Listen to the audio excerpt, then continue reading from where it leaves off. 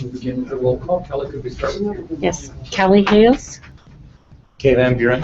Steve Sewell. Gary Winterton. Helen Miller. Kim Santiago. Gary Garrett. Matt Taylor. Brian Jones. Louise Jorgensen. Thank you. And the mayor is delayed. He'll join us shortly. I forgot to introduce myself earlier to Chris Cooper. Is Chris here? Chris, okay. Chris, I understand you agreed to give our opening prayer? Yes. This afternoon. Great, thank you. Please come right there.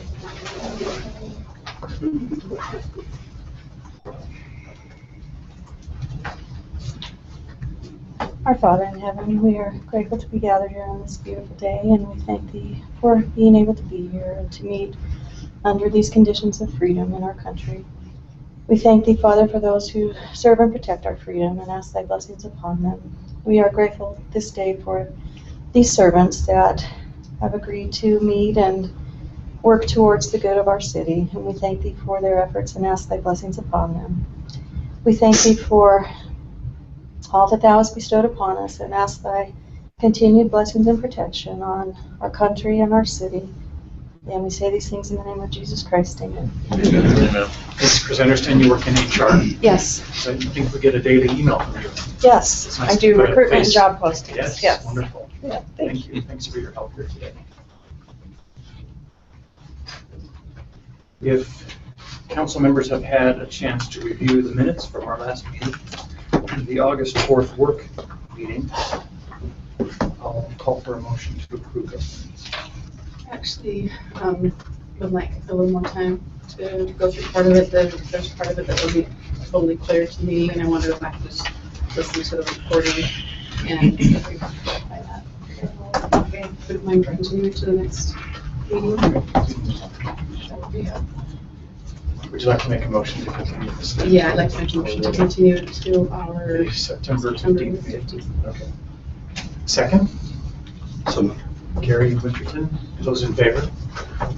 Great, so we'll take up those minutes at our next work session. All right. The first item of business we have is presentation by Gary McGinn on a demonstration of the Landmarks Commission's mobile app for Android devices. Are you? Called Provo Historic. You can do it. Oh, okay. Well, no, because we brought, no wonder ours isn't working. You got to connect them to it. yeah. You want? You have Chromecast? No, if you've got it now. The Landmarks Commission has been traditionally dealing with landmarks, finding and identifying buildings that fit the appropriate criteria, and putting them on our historic register. But with that, in technology, they've been thinking, what can we do to enhance our ability to honor and remember our history, and to let more people know about what's going on and what we have.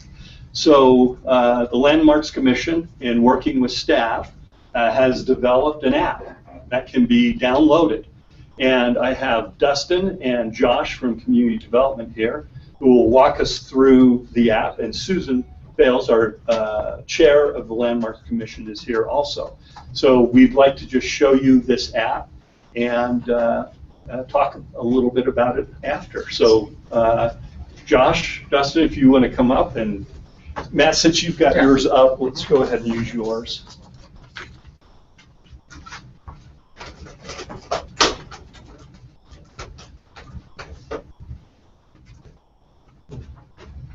We just wanted to tell you a little bit about the process we went through. We worked with a team from Utah Valley University to develop the code behind the app.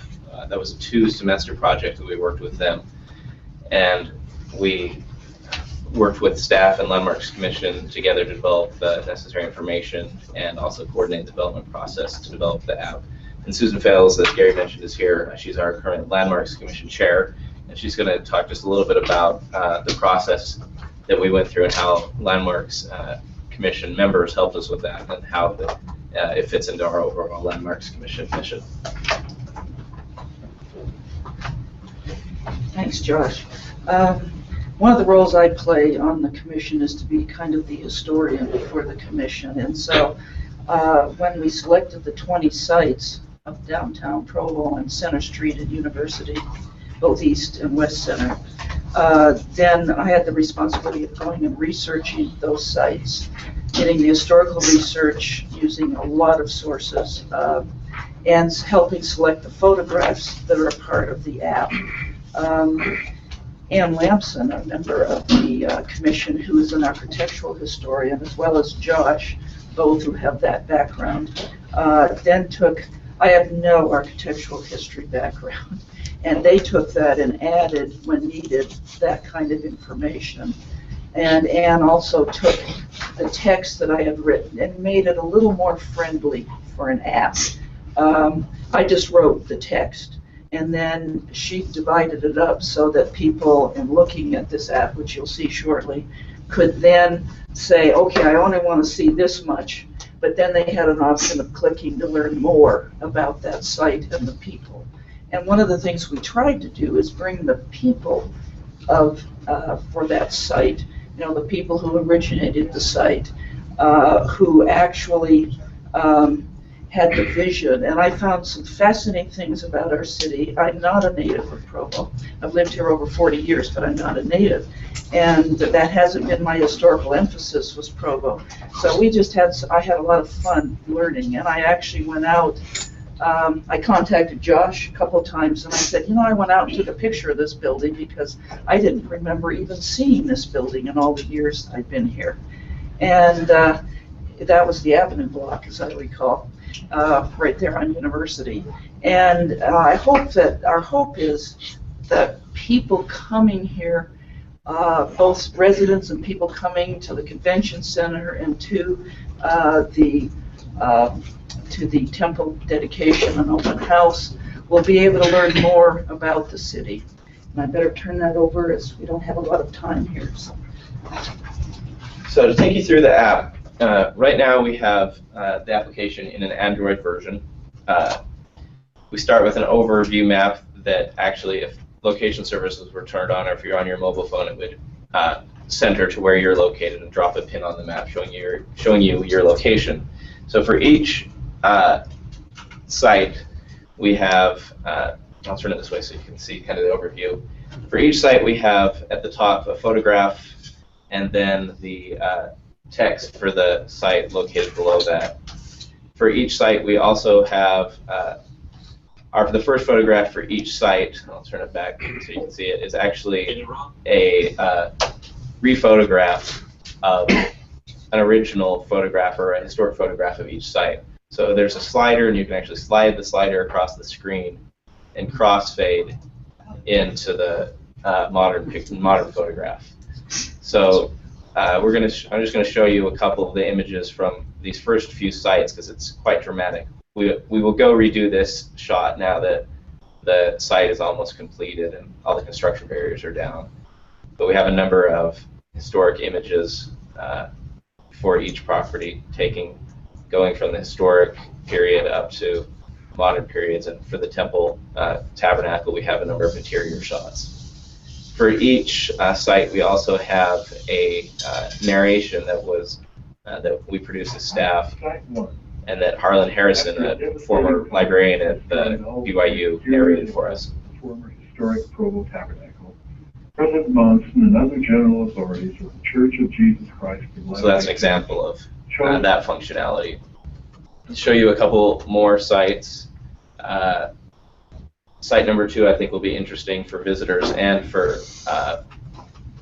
natives and residents of Provo. Before I moved to Provo to take this job, I wasn't aware of the existence of the old meeting house, or the Provo meeting house as it's termed. And to be able to slide across and see how that historic building related to the current cityscape, we think is a really appealing way to be able to convey to people that Provo has always been a place where there's been change, where buildings have come and gone, and that there's a lot of richness around us that isn't necessarily legible without this kind of aid. So each site has one of these rephotographs for each of the 20 sites, and then has a series of historic photos showing the building over its history. We think that it can be really vital or really useful to promote both our downtown history and also a sense of preservation. As we went through this process, and Susan talked about also, that as we become more aware of the history surrounding us, or the personal narratives intertwined in so many of these sites, that we began to see more of the existence and the importance of the history around us, and understand that there's value in advocating for it. And it also is just a great tool for heritage tourism for somebody like me who finds myself driving along the highway and I see the National Historic Main Street. My wife has actually taken to a strategy of trying to distract me. If she sees one of those coming up, hey, can you turn around and check on the kids? Because she knows I always try to bargain. Do we have enough time to stop off here and just go down the main street? She knows it's never going to just be one trip through the main street. So there are those kind of travelers, both incidental and people that schedule purposeful vacations and sightseeing for the purpose of heritage tourism. And lastly, for really good use cases that we see coming up, the Temple Open House is going to be a big opportunity to have a lot of people here that may have dual interests, both in seeing the temple, but would also be interested and have time either before or after their tour of the temple and its grounds to spend a little time on Center Street and University and get a better idea of the contemporary history surrounding the temple. Josh, maybe show us one more. Show us one of the houses along, I want to see all of them. I'd like to see all of them. You can go to the Google Play Store and download, it's just Provo Historic Tours. Let's try. How did you decide on 20, Susan? How did you decide which 20? Well, that was really Josh primarily has a better background. He selected the 20, and then we went from there. You felt the the need to research- limit it to 20 at this time? That's what Yeah. the development team was able I see. to. Yeah. I see. That was do. quite a bit of work, actually, to Sure. get him to this point. Sure. So. And yeah, also from the research standpoint, lots and lots of hours. After going through the process, we actually solicited grant funds from the state Division of History through their certified local government process to pay for the development costs. We could have easily covered our match just with Susan's research time had we understood that up front. So it did take a lot of time.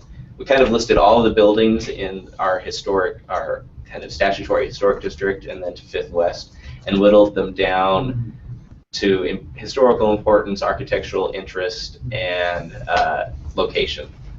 So this is the night block where we actually have two of these slider photos. This is one of the earliest pictures we have of the night block. And you can see how the city's grown up around it, and also how some adjoining buildings have stayed the same. And then taking it through the original East Co-op building to the construction of the night block. And up until the 70s, we have this black and white picture from, I can't remember the exact date on this, but it was when the Sting 2 came out. Yeah. So we took that just to show even that contemporarily there have been changes. So that's another example of the slider. So Dustin's going to talk to you a little bit about what our plans for the future of the app is and what we'd like to accomplish going forward. All right, so yeah, this is what we've got so far, an Android version of the app. Obviously the iOS version for Apple devices is something we'd really like to be able to see happen. So moving forward, getting funding for additional development for that, as well as adding more features and abilities to the existing app would be something that we're looking forward to do. Have a more integrated user interface that people will be able to have it be more intuitive, more design features, things like that. There's a lot of potential still to enhance the app. And like you're talking about, there's 20 sites now. You can keep adding sites to it as well throughout the future, updating sites as they go. So those are some of the features that we'll be able to do. having the GPS in the device help guide you to the sites. That was something that we weren't able to get in this version, but something we can get in the future. And we also talked a lot about like a social integration. If you're out using the app, you could link it to Facebook and tell people or send a picture, and that will help promote the app as well. So those are some of the features. Another would be to have special tours. It might be something we thought about, having some 2 or 3 of the sites out of the 20 for a specific period of time. Really focus on those sites and have a special event where those people are offering maybe a promotion of their business, to come get some food and check out the site, different things like that. So there's a lot of possibilities. So moving forward, it's just looking for that funding and the opportunity to continue to develop the app and get the iOS version as well. So we kind of went through it. If there's any other questions you guys had for us, we'd be happy to answer those. iOS version's Apple. Yeah. And how far along is that? We haven't been able to start that. The UBU group that helped us develop this version for the Android devices was only able to do that, so we'd have to get another developer that has experience with iOS development to do that. You have consultants to your group as you both identify sites and develop the particular materials for each one? It's been staff working with the Landmarks Commission, essentially. And years ago, I was a member of an ad hoc museum committee. That's defunct now. There was a specialist. He was had a curatorial degree, a doctoral degree, but it was urban curation, urban museums. His given name was Brad. I'm sorry, I don't remember his surname, but I can easily find it. Was it Brad Westwood? Brad Westwood. And he's someone I would recommend because he had done a good deal of research locally in Provo and Aurora. He may be someone just willing to sit down and talk with him. yeah, that sounds great. Thank you. Thanks. So you'll advertise on the city's website as well, I'm sure. Yeah, we're going to be looking for various ways to get the app out there. Advertising at these events like the Temple Open House, and even before, if we can get people to download the app before they get there, that's always going to be helpful. We'll have information in the Visitors Bureau location of the Convention Center. The Marriott's expressed their willingness to post a card or some kind of flyer on their, add that to their screen, their kiosk in their lobby that talks about events, and then we'll be making some temporary pedestrian wayfinding signage that will be put on poles around the temple during the open house, and some of these things may be included on those as well. So. We've already downloaded it over here. Number 11. We wanted to see all of it. I tried to, but realized that. Yeah. For the next version. Funding, are you, you say, it sounds like most of it's done through grants and matching. Yeah, it was so far, very shoestring so far. Very shoestring. How much were you able to get, and how much do you think it will cost to do in the future? We were able, the fee from UBU was $2,000, and so we had a matching grant for half of that. But the grant program, I think, for this year's done, but next year we'd be able to. The soonest we could apply for new grants through that certified local government program would be beginning for the grant cycle of 2017, because they're 18-month periods. And this one was actually a special supplemental grant that we got, and we have a current grant running, but we feel that if we had in the neighborhood of around $5,000 that we could finish adding the features to this that over time got kind of attritioned out of the UVU effort, and then converted or ported over to an iOS version as well. So it's a lot of money for us. It's probably not a lot of money in the grand scheme of things, but we feel that we could get a pretty good product out for both ecosystems, both operating systems for about that amount of money. Around 5. Yeah. Just comment. We have the neighborhood matching grant program, which is typically been used for cleanups, paint your heart out, and other types of capital improvements in the neighborhood. There's actually a program criteria for neighborhoods to do historic projects. Just like or the quick chat fools here, I think it might qualify, and so there might be opportunities part of neighborhood chairs developing a matching grant opportunity to expand it throughout the neighborhoods. What about working with the Central Business District neighborhood chair? That's a possibility too. Although I think he has some other items up his. Right, I'm sure they have plenty of things to do with that list. Kelly? Just speaking on Stephen's behalf, this was something I was very passionate about, and I just want to express a great appreciation to staff and Landmark, especially Susan, for this hours of research that they've done to pull this together and to make this wonderful product available. I agree, a great resource and tool. I think the trick will be to get it out there, get the information out where it can be used and appreciated, and we'll look to you for that help, Janelle, getting this out to the. I'm writing it tomorrow for Thursday. Wonderful. And it'll be online, so we can connect online to the app. And any kind of online applications too that could be available on the city's website. I love the Slayer. That's just really cool. We've been concerned a little bit that it's not totally intuitive, and that's something that we want to work on. For example, if you hadn't been shown to keep sliding to get all the extra pictures that were on there, would you have known to do that? And so it hasn't been advertised as yet because it didn't have all the features that were in the original project proposal, project management. Deserves to be on a digital kiosk at the airport. Yeah, we intend to integrate it into interactive pedestrian kiosks that are planned as part of the wayfinding program as well. Yeah, along Center Street, so people will be able to go there and get the QR code on their phone and download it there. Well, thank you again, Dustin and Josh and Susan. Thanks very much for the presentation and your great work. Wonderful. Thank you. Look forward to seeing the rest of those. I know.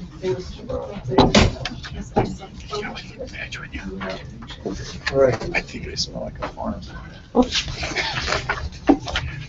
Next, we have a discussion on a lease agreement between Provo City and UTA relative to the right to construct and operate the BRT systems on Provo streets. And Dave, it looks like you're going to kick off that discussion. Yeah, we're probably going to tag team this. Yeah, okay. Thanks. One more maybe. Turn it over to you and Rob. How about that? Yeah, but you got too far. Go one more. There we go. Thank you. Thanks, Josh. Okay, so for the last several months, Provo City staff, legal office, and others have been involved with UTA developing a lease agreement for the BRT route through the city. This is Greg Turner with UTA. He's going to explain a little bit from the UTA's perspective. We'll give you a little of the city's perspective, and then Brian's been pretty involved in this process as well. If you may want to give some information, and then we can probably answer questions or have a discussion about it if we have time. I'll just give a brief, just give you kind of an update of where we're at since we haven't talked in a little bit. And then I'm going to, the UTA side, I'm going to turn over to Rob Hughes, who's one of our attorneys and has been working with Dave and Brian on the agreement. Just project-wise, we're going full speed ahead with the project. We have, with the help of Dave and some of his people, we have procured a final designer for the project. We've also procured a contractor who's now starting to work with the designer through some construction issues. And we've also procured a design builder for the Timpanogos bus facility. So all of our procurements have been selected. The only other procurement that's out there is for our buses. The 60-foot articulated buses, we just put that on the street last month. We did get, we have requested some special authority from FTA to acquire the buses as soon as we can. As you know, the environmental document was approved. Because of that approval, we also received what they call pre-award authority, which allows us to do final design, right-of-way acquisitions, and utility relocations. Those are one of the things that we are working on right now. The final design obviously is being worked on. We have identified right-of-way parcels that can start to be purchased, so we're now starting to go out there and do the appraisals and start that process. And then we're also looking later this summer to start some of the utility relocations. We're going to be working with UDOT on some of their signals. They have a signal I know out in front of the temple they're going to be redoing, and we're going to be setting the poles back and putting the foundations to accommodate the BRT lanes through there. So it's exciting. We're progressing. Things are moving ahead quite well. What we are doing with these agreements, we got working with these agreements through Provo, Orem, and UDOT because you guys own the streets that we're going to be on. So we're working out these lease agreements. FTA has hired a company to help see the process along, and so they are in the process of preparing what they call a readiness review, that at the end of September they are going to submit to FTA and make sure that we have all of our ducks in a row, basically. And one of those is the agreements. And so we're working on the agreements, trying to get those finalized. Like I say, Rob and Dave have been working on it for quite some time, and Brian, we'll turn the time over to them to go through some of the specifics and answer any questions you might have. But what we're looking for is to get this in front of you, and then to also bring it to a city council meeting to where we can get approval on that and be able to move forward on that. So, Rob, you want to? So, are there any questions on the project in general that I can answer? So did the small start grants get put back into the Senate budget? I haven't heard anything about it. Well, what happens is they haven't agreed on the budget, but they are saying that what they call their small starts grant agreement, once we get this readiness review done and we've got all of our templates submitted in December, that they'll give us the full grant agreement. But we have actually, we went to Washington, D.C. last month and got them to authorize us to be able to use $4 million from a previous allocation. And so we're able to use that with some other local match from UDOT to do what we're doing so far. Okay. So they're not a worry about going forward if they're going to continue to? Yeah, once they've told us, once we give you that in the budget, just go ahead and keep going. Our word is good, supposedly. On the design, is there places that we can look at that to see how it's coming, or are you updating that periodically? What we're doing, we're progressing to a 60% design in one of the areas, so that we can, so we're not to the, we're going from the 30% to the 60%. And so once we get that 60% done, and Dave and his group have been involved with that quite heavily, and once we get that, we'll start bringing those forward and having people take a look at them. So, but the difference between what you've seen before and what there's now, it's just a lot of tweaks of evening out the intersections and lessening some of the weaves through the intersections and things like that, reducing right away where we can. So it's basically the parking is going to be pretty much what it is on University Avenue, 7th North. We're wondering, I've had several people ask me about all those utility poles. Yeah, 7th North is one that we are working. That is one thing that we are really, that's one where we're trying to slide the road. What can we do? How much is it? We're evaluating how much it's going to cost to move those poles versus to acquire right-of-way. Can we leave the poles where they're at? What the exact cost is? We're working through all of those issues right now. 7th North is a big one that we're working through right now. So there's that one power pole on the corner of 7th North and 7th East. That I think you got every utility in the city that comes through that pole. So at least that's what it looks like. So we're trying to get that worked out. And if you wanted to put them underground, feel free. Well, it would be nice. However, there's some major transmission lines to where you can't, unless we could just use those to preheat the ground, and it would never ice up there. So no snow removal in the winter time. That's right. Anything else, Kay? I'll speak to the agreement briefly. There's a lot packed into what's really a relatively short agreement. I'll hit a few things that I think might be of interest to you, and then if you've got any questions, I can try to address those. I've been working with this, or working on this with Robert West and Bob Trombley, and more recently with Brian Jones, and of course with Dave and his group. In fact, we met with, I don't know, about 15 staff people a few weeks ago. We feel like we got all the final details hammered out from staff's perspective, so we'll be interested to get your input.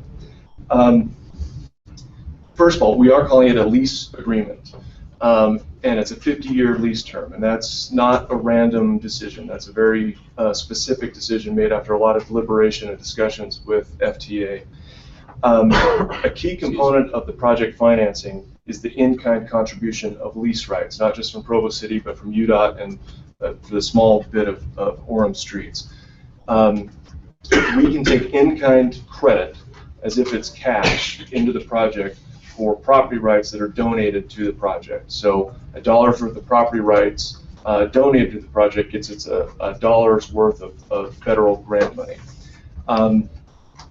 The FTA will not recognize as a property interest a license agreement or franchise agreement, but they will recognize a 50-year lease term. That's the minimum required property right. Of course, they recognize a donation of fee property or easement property, but that's a bigger commitment from the city, obviously, and we don't think you want to give up the middle of your streets forever. So a 50-year lease was the minimum we could get FTA to agree that, yes, that's enough of a property interest that whatever this lease right is appraised at, they will count that as an in-kind local match. So that's an important term. This agreement deals not just with the ongoing operations and the property interests, but how the parties are going to work together through the construction of the project. And what we found works very well in the past is to create a project management team that includes a representative from each of the major players. So for our part, that would be Janelle Robertson, the project manager, Dave Graves, the Orem City engineer, and a UDOT project manager. And what we found is that you get all those people in the same boat, and they really do start to learn each other's perspectives. I think they already do, but that'll grow as the course of the project moves on.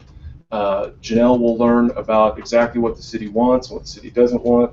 Dave will get intimately familiar with the budget constraints, and so there are a lot of things that get negotiated and compromised through that group.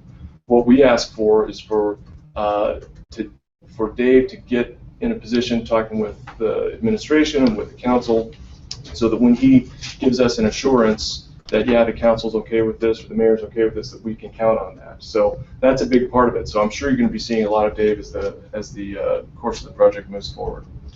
One of the big things that project management team will be discussing, and it's probably part of your interest, is the definition of the baseline project versus what's an enhancement. And that's an always difficult thing. It would be easier if we did design bid build projects where you had 100% design and the designer said this is what works, you get approval on it, and then after that point, once you go out to bid, any extras, any change orders become enhancements to the project. The problem with that approach is it takes a long time to build a project. And so in a project like this where you've got design ongoing, I mean, we'll be designing this and changing design, I imagine, details of it, long after the project is underway. And so that is where the negotiation and the compromise between UTA and the city and UDOT and Orem comes into play, where Provo City may want a certain kind of finish on a canopy, and Dave will express that preference to the rest of the project management team. And that'll have to be a discussion about, is the extra cost of that worth it? What's the baseline cost? What does it cost that works? Because we haven't built a BRT system quite like this before, we've got the system on 35th South, but it's not what we consider true BRT. A lot of these decisions we'll be making for the first time. There is no existing BRT station like we have with a light rail system to say that's what the baseline is, that's the minimum. But we feel confident, despite those unknowns, that getting the parties together, we can work through those issues. We did call out what we're calling 3 priority enhancements to address some issues that we know are important to the city, I think primarily along 9th East.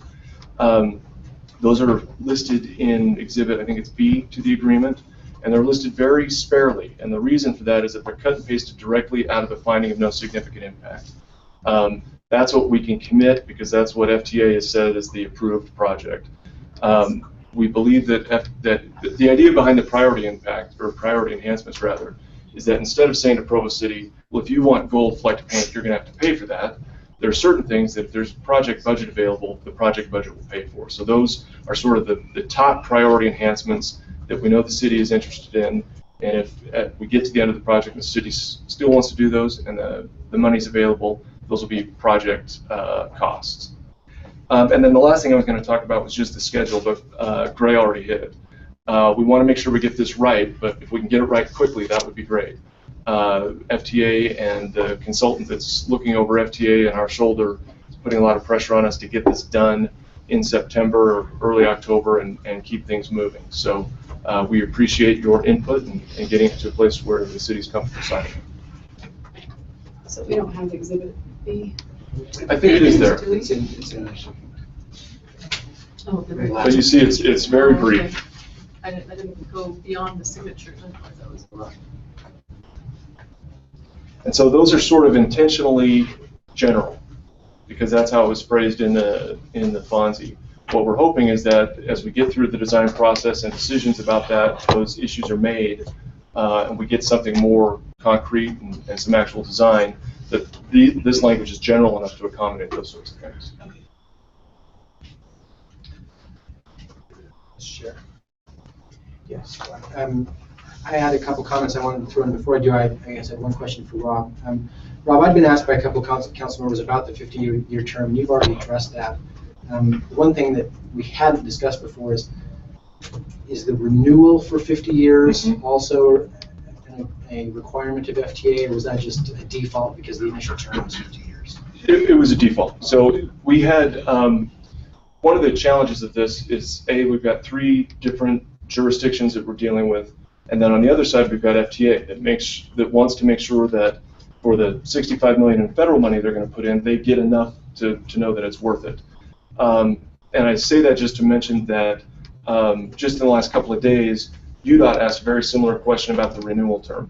They were okay with the 50 years. They wanted it, instead of to automatically renew, there to be some obligation for parties to meet and discuss amendments and that sort of thing. So we suggested some language to UDOT just the other day that they're okay with, and I think that agreement is ready for signature. I don't think that it rises to the level, the UDOT's issue, that I need to send it back to FTA to get them to approve it again.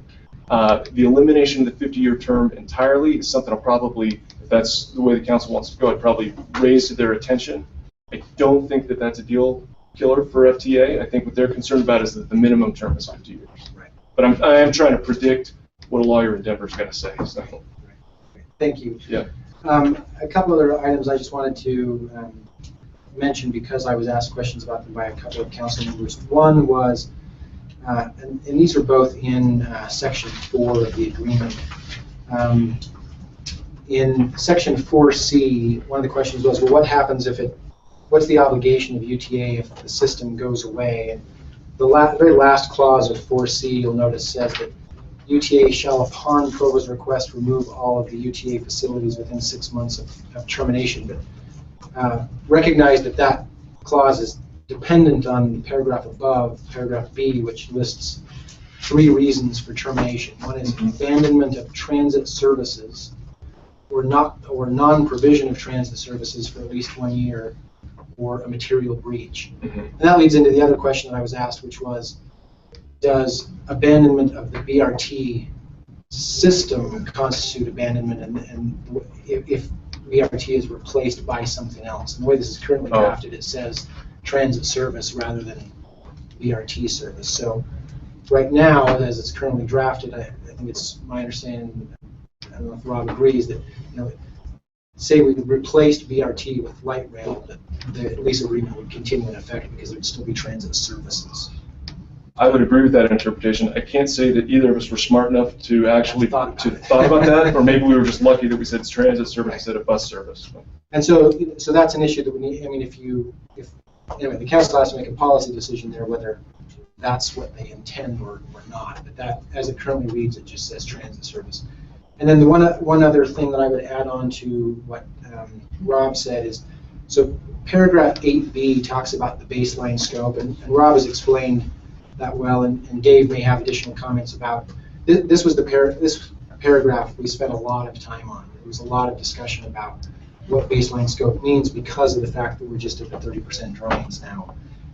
So you'll notice that the last sentence of 8B says, the parties acknowledge that the final design, including materials, colors, and aesthetics, will be further refined and agreed upon through the final design process.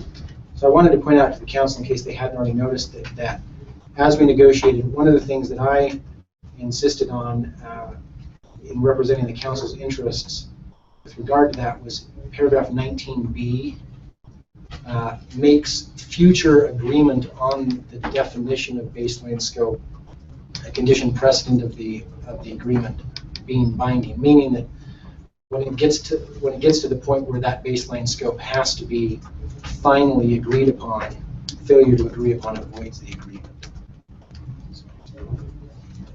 Yeah, the only heartburn that we had over that is there's certain things that are easier to negotiate than others. So, for instance, FTA has a very keen interest in the environmental impacts.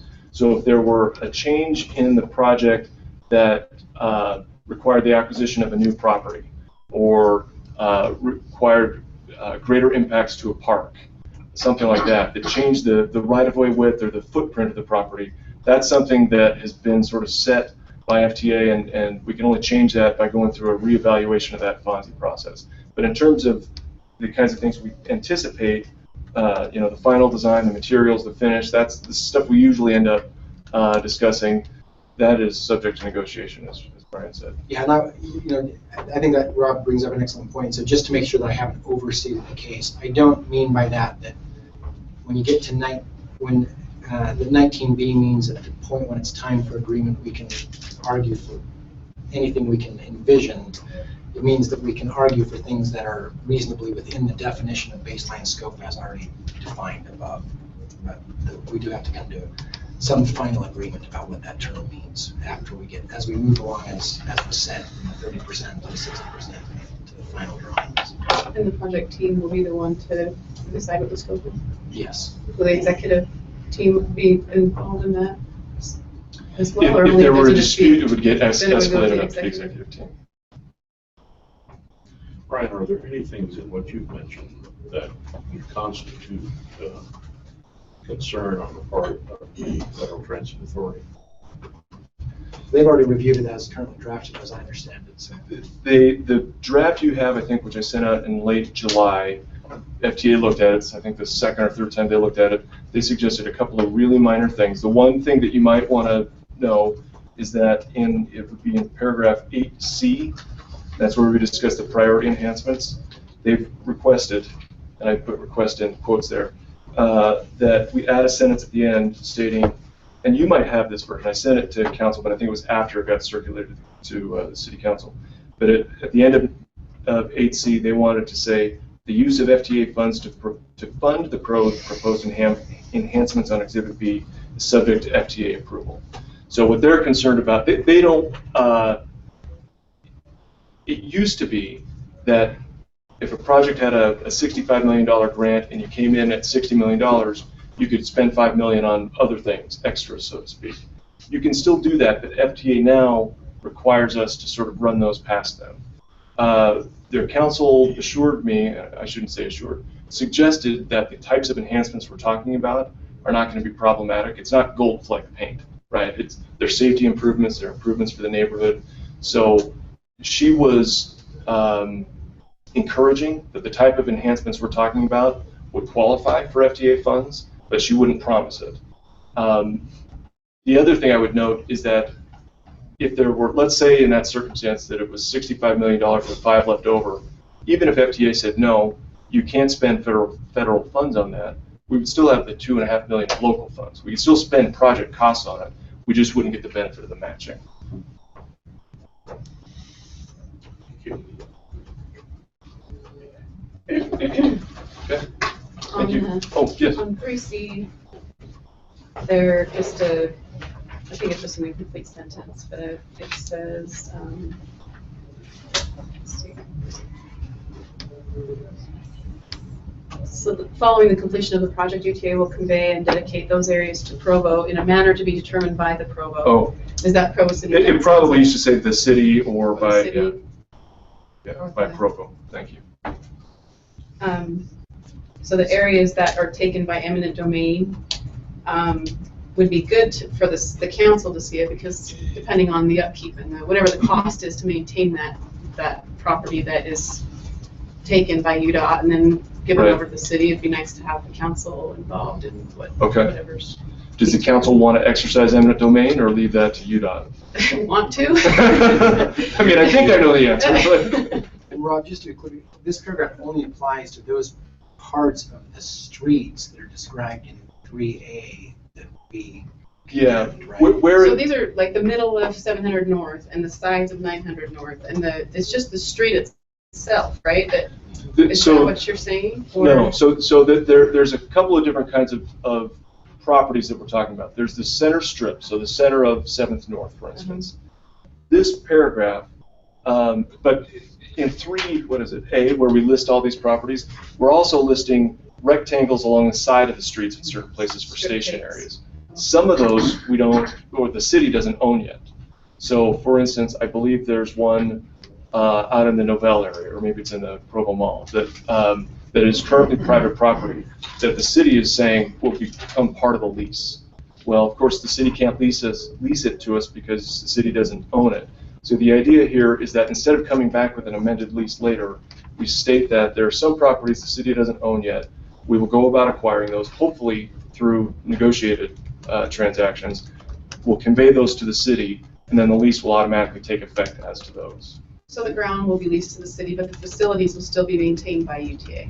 The ground will be owned by the city, but the facilities will be maintained by UTA. Right. Okay. Yeah. So the city would only end up having maintenance costs for that property after termination. Right. UTA facilities are removed. Right.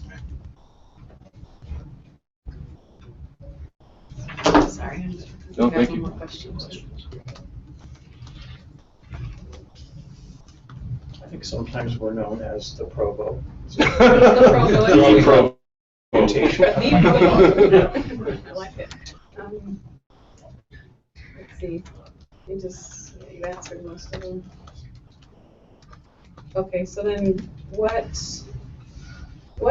current interlocal agreement do you already have? Does UTA already have that allows them to do the current bus system? And what this agreement basically just giving you the right of way on the street to put in the fixed guideway. What exactly do you have now? I guess that would be nice to see the current interlocal agreement or whatever that is. To my knowledge, there isn't one. There's not one at all? No, and that's typical. I'm not aware of interlocal agreements to run bus service on public streets, and I think that I had this conversation with, I think it was the Orem city attorney, but when I first told him we needed an agreement, said, why do you need that? You're just operating on city streets.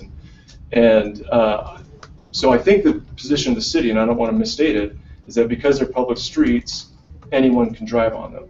Now, we do have agreements that are usually sort of on a case-by-case basis to say locate a bus stop or a bus shelter. And if that's in city right-of-way, there would be some sort of an agreement with the city, although I don't know if there are any specific ones out there, but I would assume there are. In other cases, those are located on someone's private property, so the agreement would be with the private property owner. But this is sort of a first. I mean, even I mentioned the BRT system that we run on 35th South in what is that, I guess, West Valley City. That's been operating since 2008 or 9 without an agreement with UDOT, which all of us realized when we started working on this one. I thought, well, we ought to maybe get an agreement for that. So is this the first 50-year agreement that we have in all of your projects? This is the first 50-year agreement. If I'm remembering correctly, the light rail rights on Main Street and 4th South are for renewable 25, no, I think 50 and then 25 and 25. So I think it is a 50-year term, but it's called a public way use agreement. And in substance, it's pretty much the same as this. But because we didn't call it a lease agreement, FTA didn't give us local match credit for that. On the Mid-Jordan project that runs out to Daybreak in South Jordan, that section in Daybreak is an easement, perpetual easement. And then, of course, most of our rail corridors are fee property. But the closest thing to this would be the rights we have to operate light rail on Main Street and 4th South. And if I'm remembering correctly, those are 50-year terms with 2 renewable 25s. So they're in substance much like this one, but they're called use agreements for some reason. I mean, cost double or more. Right. For what we're doing. Yeah, but importantly, we didn't get local match credit for that. So even though the city, gave up the right to use those center lanes for a long time, that wasn't a benefit in terms of the budget, and this time we hope it will be here. And does using this as part of the local match, does that hinge on, does the whole project hinge on getting that amount? It might be overstating to say it hinges on it, but I would say it's a big chunk of it. I mean, Ray will correct my numbers, but it's a $150 million project. I think we're hoping to get $10 million in local match. So that's a pretty big hit if we weren't to get that. That's part of that 10 million, and we're having it appraised right now. But the urbanness of the right of way, will have a fairly high value, and so it's going to go a long ways to include between the Orem, the Provo, and the UDOT pieces. Is there any monetary value attached to using the fiber infrastructure that you're going to need for the communications and for using some of those other things? Is there monetary value attached to that as well? Or? We think there will be. Because we haven't, that's less known. When we met, I think the comment was, why don't we do that through a typical sort of city easement structure that's already in place, or a form document, and use to the extent possible existing duct banks and conduits. And so because there were more questions there, we kind of pulled that out. In an earlier draft of this, there was a grant of fiber rights as well. We took it out. And I think that's It's in still this in one the. But it's at a future date, so we won't get it appraised until that future date when we execute it. It's not included. Not. So this 10 million is purely on the lease of those road right-of-ways. Part of it. The city and UDOT road. I mean, it will come between 7th North, University Avenue, and University Parkway. That's where the bulk will come. Now we also have in here waiver of fees. FTA has been somewhat, my understanding, kind of inconsistent about whether they will give us credit for that, but that's one of the main reasons for that. If the city can waive a $100 fee, that can become $100 in cash. So permitting fees, how much would they accrue total in permitting fees? And that's one of those other things that we really don't have a good number for. We will continue to refine that, but at some point, if there will be a final number that will be attached to that as well. That last question reminded me of something I forgot to ask. So there's a placeholder in the agreement for the valuation of the lease. Right. I know we talked about this before, but now I don't remember what our discussion was about signing it before the valuation. So I had been concerned that we needed to have that number in the agreement for FTA to give us the credit. In a conversation with FTA's counsel, since this draft was prepared, she said, no, we don't care. It can be in a letter, it can just be in the appraisal, it doesn't need to be in the agreement. And I was concerned in part because getting the appraiser on board was taking longer than we had hoped. And so I didn't want to be in a position where the city was ready to act and we couldn't because there was a blank left in the document. So right now, the appraiser, we may be 3 weeks out or more. So it might be that the timing works out perfectly. But if it doesn't, we can pull that out if the city is okay with that. Yes. So with the BRT, there's a 50-year lease agreement for it, but in that time span, is it going to morph into a light rail from BRT, or how is that connected and transitioning? There's no commitment on UTA to build it or commitment from the city to allow it. So it's basically like BRT for 50 years. Well, we don't know that, but that using the transit definition, using that word transit allows the use to change without affecting the agreement. So it's not going to be a major painful thing to change from BRT to light rail. Oh. For lots of reasons other than this contract, it would be painful. So, the contract wouldn't stand in the way of it, that's for sure. But it also doesn't grant it automatically. No. Okay, so we would have to come together as a city and UTA in joint agreement that we wanted it. But the population's not near that point now, so it's not a concern. The unofficial answer is yes. Well, the difference is there's a whole different infrastructure component to light rail. Right. The overhead electrical lines, and that's going to be, as the provider of power, we have a lot to say about that. So whether it's in the lease agreement or not, the fact of the matter is that we'll hold a lot of cards going into that discussion if we do go to light rail. So that raises another question. Say we do want to do light rail. We want to change the alignment to the alignment that they said would be more University Avenue, University Parkway. And say the city's ready to move on that, and maybe BRT is obsolete by then, heaven forbid, but I mean, 10 years down the road, 20 years down the road, what if it's obsolete? Do we have any clause where we can, if we don't agree, if UTA says, no, we want to continue to do BRT, but the city's saying there's another way to provide circulation that doesn't cost us the subsidy, or is a cheaper way to do it, or we're interested in, I don't know, whatever, light rail instead.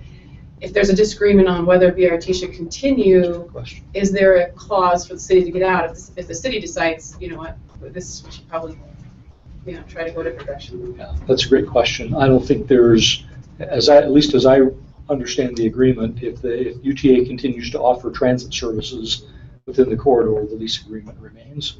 So I don't think the agreement contemplates some kind of trump card. I think one thing that may kind of relate to that question, I'm not sure if it's addressed very well in the agreement, is if a portion of the corridor changes. Yeah. And something else were done. Is the vacation complete? Is a portion of it, maybe we need to amend the language to indicate that it could be a portion of the alignment that's described in the agreement that could be vacated if the alignment change or something happens. Yeah, and 50 years is a long time to try to predict that this is going to be efficient and perfect for the next 50 years, and so it seems like it would almost be better to have a sort of shorter term, but have it renew. Right. Let's relook at it in 15 years. Let's look at it again in another 15, or so that we're not predicting that 50 years from now is going to be the perfect form of transportation for that area. And if the city disagrees, then we have no out. It's kind of hard to find ourselves for 50 years not knowing. Sure, I understand, and I'll try to articulate what I think FTA would say. They're the other sort of silent partner in the room. Mm-hmm. They're investing or agreeing to invest $65 million, and they want to make sure that they get their money's worth and that it continues to be used. So I think FTA would be quite concerned if in 15 years the city could undermine that investment by saying, we don't think this is working, we're going to revoke the lease. So that's why they need a minimum 50-year term. That on top of the fact that that's what gets us the local match. Well, but they were willing to give us $65 million without that agreement. We're just talking about that $10 million. So it seems like there would be some wiggle room, right? Because they're willing to give us $65 million without us agreeing to a 50-year term, right? Well, what we're talking about is the $10 million. They're going to give us $75 million. Right, total. So the local match is 65. Oh, and then okay. We're adding the 10 on top of that 65 local match. To get to 75. So the whole project's 150. The feds are kicking in half at 75, and our other half is 65 with the Utah County bond, and then 10 million of the donation from the city. Right, but if we came up with another 10 million and we didn't have to use the local match, then there wouldn't be a 50-year agreement that they would be requiring, or there would? Well, the 50 years is specifically to hit that threshold for the match. But without the match, let's say we abandon that as a goal, there would still be a threshold, and that's what FTA calls the continuing control requirement. And so, for instance, to put it into slightly different terms, when FTA helps fund a bus, even with $1, right, they've got a federal interest worth $1 for that bus, and they define a useful life of 12 years. And so if at 10 years UTA wants to sell that bus or get rid of it, we've got to pay them that money back. They've got to pay that $1 back. So even if we said, we think 49 years is more comfortable, we wouldn't get the local match, the extra 10 million or the doubling of the value, right? But they might say, 49 years is a long enough term for you to satisfy that you've got continuing control. But if you start getting lower than that, they're going to say, regardless of the match issue, we've invested $65 million and we want to get our money back by making sure that this operates for a given amount of time. And I should say it's not just FTA. I think UTA wants to make sure that we get that money's worth. And there's the county money that's coming into it. And so shortening the term of agreement would, in my mind, create a lot of problems beyond just the loss of the local match. Even though you have those kind of agreements with other projects. Well, those shorter term agreements. like I said, I mean, I initially said 25, but my memory is, and I can look this up, I think the agreements are 50 and 25. Okay, and the West Valley one was 50 years to start out with as well, the BRT in West Valley. West Valley is locally funded. Oh, it was locally funded. Yeah. Oh, okay. Yeah, that's a whole different world. Yeah, okay. Yeah. And locally funded through businesses, or how did they do that? I don't remember. I remember the UTA contribution to it was $8 million, but I don't remember if that was from any particular bucket of money. Yeah, and the light rail project out to West Side 2 was also a locally funded project where they kicked in half. You know, they saved their pennies, and they have, you know, the second biggest city in the state. They've got a lot of money. They put all of it into that. So the city government did it. Well, it was part of the local option sales tax Correct, that was yeah. existing. It's interesting to note, this was a little bit before my time at UTA, but it's interesting to note that those two projects that are street running out in the 2015 program, the West Valley and the airport project, were both locally funded. And I think a big reason for that is that it is hard to get federal match for street running projects. The federal projects were the Mid-Jordan project on a railroad corridor plus an easement, and the Draper project for railroad corridor. Those were easy to say, look, FTA, we bought this money, we bought this ground, we own it in fee, we're going to contribute it, and you can double your money that way. And the competitiveness of the federal dollars is so much that it's, you know, we would have turned those into federal projects, it would have taken a lot longer and might not have gotten the money. So the airport project was the same way. It's a locally funded project. Right, if I'm not mistaken, one of the, I think it was the final potential ground for revocation of the contract was for cause. Is that right? Right, a material breach of the agreement. And I would imagine if the municipality were ever interested in pressing that creative attorneys could probably make a case. So that would... Right. I mean, you know, the first two reasons for termination are abandonment or termination of use for transit service. So one thing is that the issue only arise, the conflict seems to me to only arise if the city thinks that the service shouldn't continue, but UTA is dead set on continuing it regardless of the reasons that the city thinks it should continue. There is an out, right, and so in the contract. So the conflict between the city and UTA only arises in that scenario, and then the question is, if that scenario arises, is there a way to look at the agreement and say that UTA is in breach? And yeah, I mean, it's a possibility. I don't know what the basis of that argument would be right now, because you're not in the scenario. No, I'm just saying. But you could look at it and try to find. There is a contingency. Yeah. I think the reality is that if the demand is there for light rail, say, and even if that demand is on a slightly, or an entirely different corridor, the city will see that demand and UTA will see that demand, and we can together hopefully get FTA to see that demand and say this makes sense at this time 15 or 30 years from now. So I don't see the agreement as an impediment to light rail. And to some extent, it's a first tentative step towards light rail because you are defining a corridor, we're widening some right of way, and so I don't think that should, to me, it's not a concern. What about if you're not going to light rail, but you're moving the alignment of the BRT because it's malleable, right? You can move it, and what if the city wants to move it, UTA doesn't want to move it, but they have rights over the streets that it's currently on that are city roads? How do we resolve that, right? If you have this 50-year agreement that it's going to go here, right, and the city says, you know what, we actually want it to go here, and there's a disagreement there, then what do we have? What kind of recourse do we have to move that where we feel like we really need it if there's a disagreement? I'm assuming that disagreement would arise from a good faith belief that there's a better place to put it, right? Mm-hmm. And that you would demonstrate that to UTA. If we disagreed for some reason, that we felt the modeling didn't account for or something, then we'd have the better argument based on this agreement to keep it in place. But I'm assuming that if that argument is made, it's made for a good reason, that we could together go to FTA and say, hey, look, there's a, for whatever reason, conditions changed, this transit generator has moved, or there's a new one, we would like to move this. I think we could work that out with FTA together if there really is a good reason to do it. I think I know why this is an important issue, and I agree it's an important issue.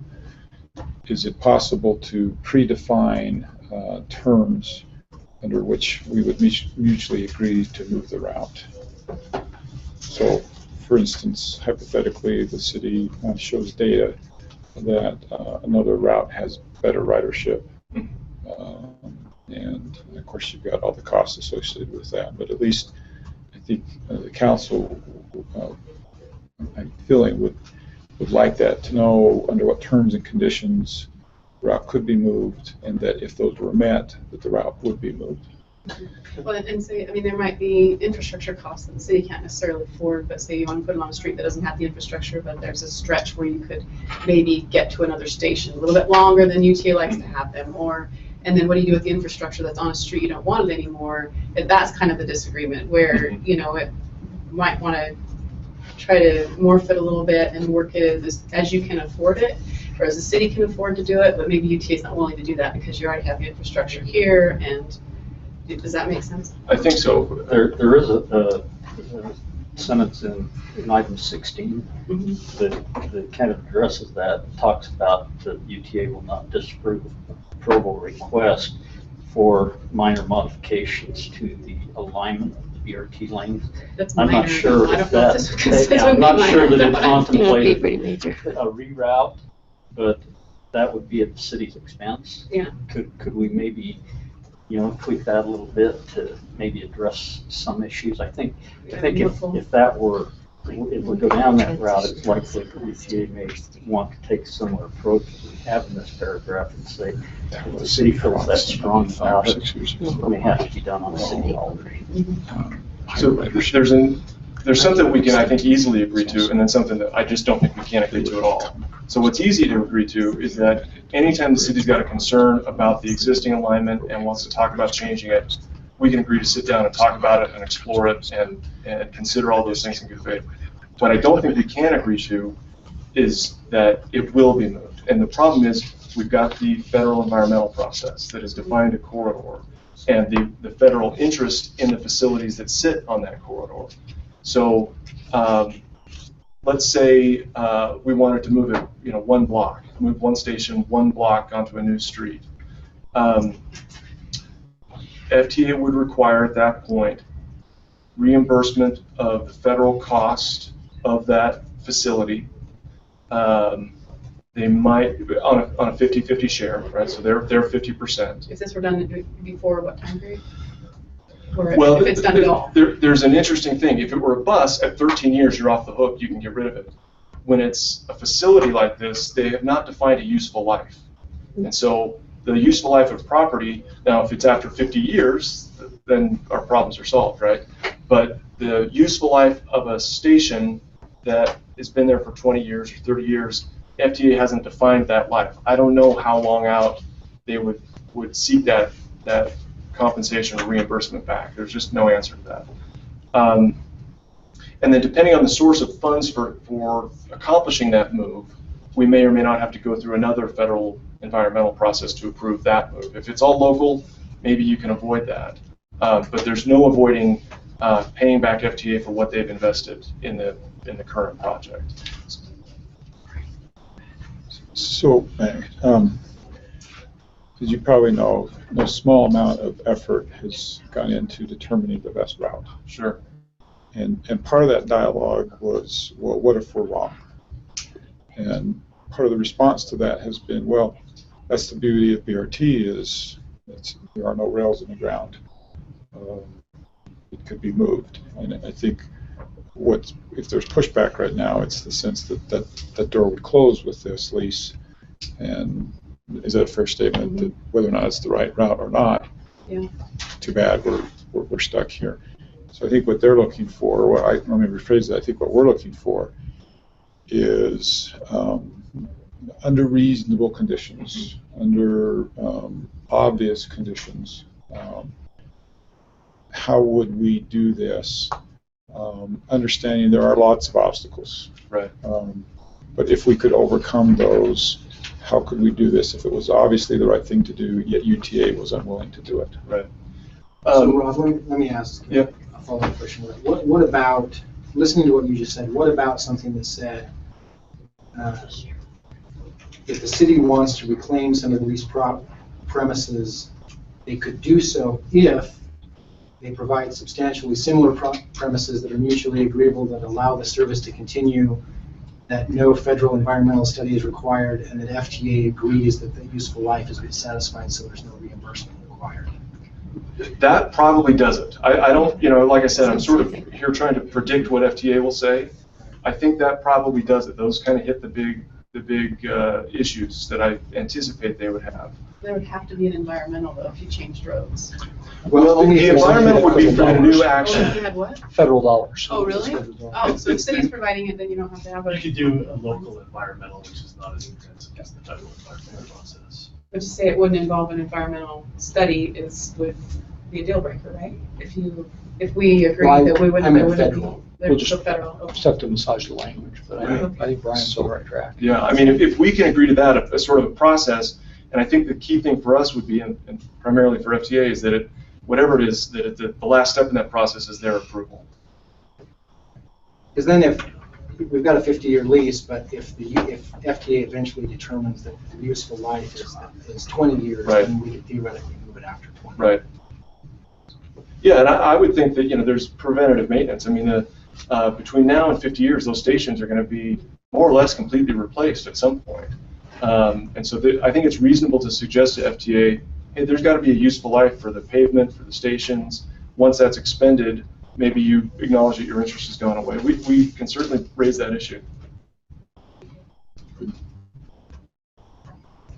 But I don't want to predict what she'll say. This has a huge price tag, but how does it generate? Does it generate an income payback to the city? No. It's just I mean, other than the economic development that it provides and the traffic congestion that hopefully it alleviates. What do we estimate the fare box recovered to be? Percent? 30% rate. So about It's usually in that 30% range. of cost get recovered. No, fare box. Fare box recovery. Fare box 20, recovery, 30% fare box sometimes. recovery, I think we've anticipated 25 to 30% on this. And we're going to have a big campaign to promote ridership, right? And homelessness. If I could just mention maybe a couple other items as we started putting this agreement together, just to make sure the council doesn't think that we didn't think through a few of these items. Initially, as we began this process of looking at this lease, we felt like, we have to have every detail included in this lease agreement. And as we started down that path, it was obvious to us, because of where we're at and as these plans are evolving and changing, that it was going to be difficult for us to ever get to a point in the agreement that we could spell out every little detail on the agreement. And so that's when the idea came into, well, let's have the management team making those decisions. Obviously, I'm not naive enough to think that I'm going to make all these decisions by myself or with my office. And so I think one of the things that we need to know is what is the involvement as we continue down this design process and define some of these details that you, maybe as members of the council, are looking for, and how do you want that process to occur? There will come a point with the design that they will be asking for final sign-off from the city. And, our anticipation is that won't be done until we feel like, the public or the council, the administration, whoever we feel is appropriate to have knowledge and buy-off or acknowledgement of the project have had that opportunity for that input. The other thing that was a concern for us, the city staff, was we have a lot of utilities in these corridors, and how is that going to be impacted with the operation of the system, not only as it's being constructed, but throughout the life of the facility. And so we've tried to look at ways that we could be compatible, coexist with the BRT system. I think in most cases that's kind of what the plan is to move forward with both our utilities and BRT using those corridors. And the agreement tries to address how that cooperative effort would occur between the city and UTA. The other thing that we were also initially kind of interested in is Provo get the same deal as Orem, or UDOT.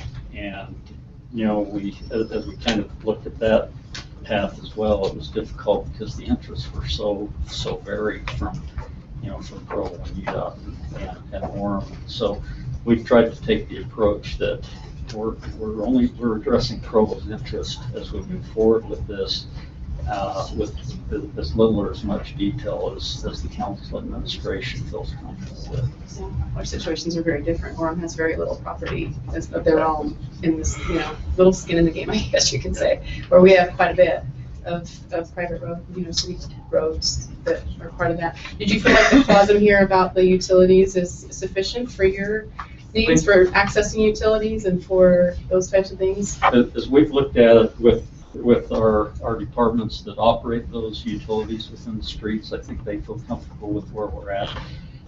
Within the engineering division, we interface with a lot of the other public and private entities that have utilities within the street, and so issue permits and deal with it from that perspective.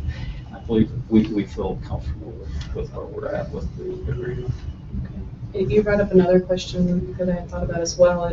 When you say you want to, bring it back to the council or to have buy-in from the different entities from the city, would you want to come back regularly to the council to report about what's happening, or do you want a council liaison? What do you feel like is the best way to get information to the council? Yeah, and I don't know what the right answer is what you would feel comfortable with. Councilman Winterton asked about 700 North. I think at some point, whether it be a council work session or whether you have someone from the council you want to say, yeah, when we get those documents refined to the point where we can really see what the intent of the project is, but let's take a look at that. I think right now, from my perspective, what I would like to see us maybe do would be to bring those documents back as we refine the 60% design maybe to a council study session. And it may not be all at one time. It may be a portion of the project, maybe a 700 North or a University Avenue or a 900 East, University Parkway. It could very well be divided into the different segments of that. And I might add to that, if you wait until the 60% drawings to express the things that are important to you, it very likely could be too late. And so if that's what we decide on, it'd be very important that you, between now and then, as quickly as possible, seek out me, Dave, and others and express in very, very clear terms your expectations. And we've done that in some cases. I think I feel that way on 9th East. But other portions of that route, if you have strong opinions, every day that goes by is one day that's closer to its design without us knowing what those are. And I would say I think we feel pretty in tune on University Avenue with expectations on 9th East, somewhat on 7th. We haven't had quite the same dialogue. We're getting to a place where we feel fairly comfortable with. How was this presentation triggered? It was done, I guess, really at kind of a joint request as we all worked together. We realized at some point in time we wanted to get the council's input. We wanted to try to refine this as much as possible before that, and that's why I think we've waited as long as we have for this process, is so that we could get to a place where everyone felt like we had a document. It may not be final, it may need to be massaged in some areas, but in general, we felt like it addressed most of the issues. The mayor's invitation to contact him or Wayne or others at any point. Absolutely. It seems to me that we, as a council, trust to that same process, given that we have a liaison in Brian. Trust that the powers that be would be sensitive to when's the right time to inform the council about the next. Yeah, and it was kind of mentioned earlier, this project isn't going to be all, we're going to wait for a final design and then begin the project. As different sections of this project are ready for design and construction, they will start different segments. Right now, it appears that University Parkway is probably going to be one of those first areas, at least in the area of University Avenue to about 800 East in Orem. And so if there are specific concerns that anyone, council members may have in that area, probably sooner than later would be, an ideal time to hear those concerns. How would you suggest that we then find out about what's going on University Avenue, for example? I have special interest there. I'd like to, it's been a while since I actually saw what was going on there. How do we go about doing that then?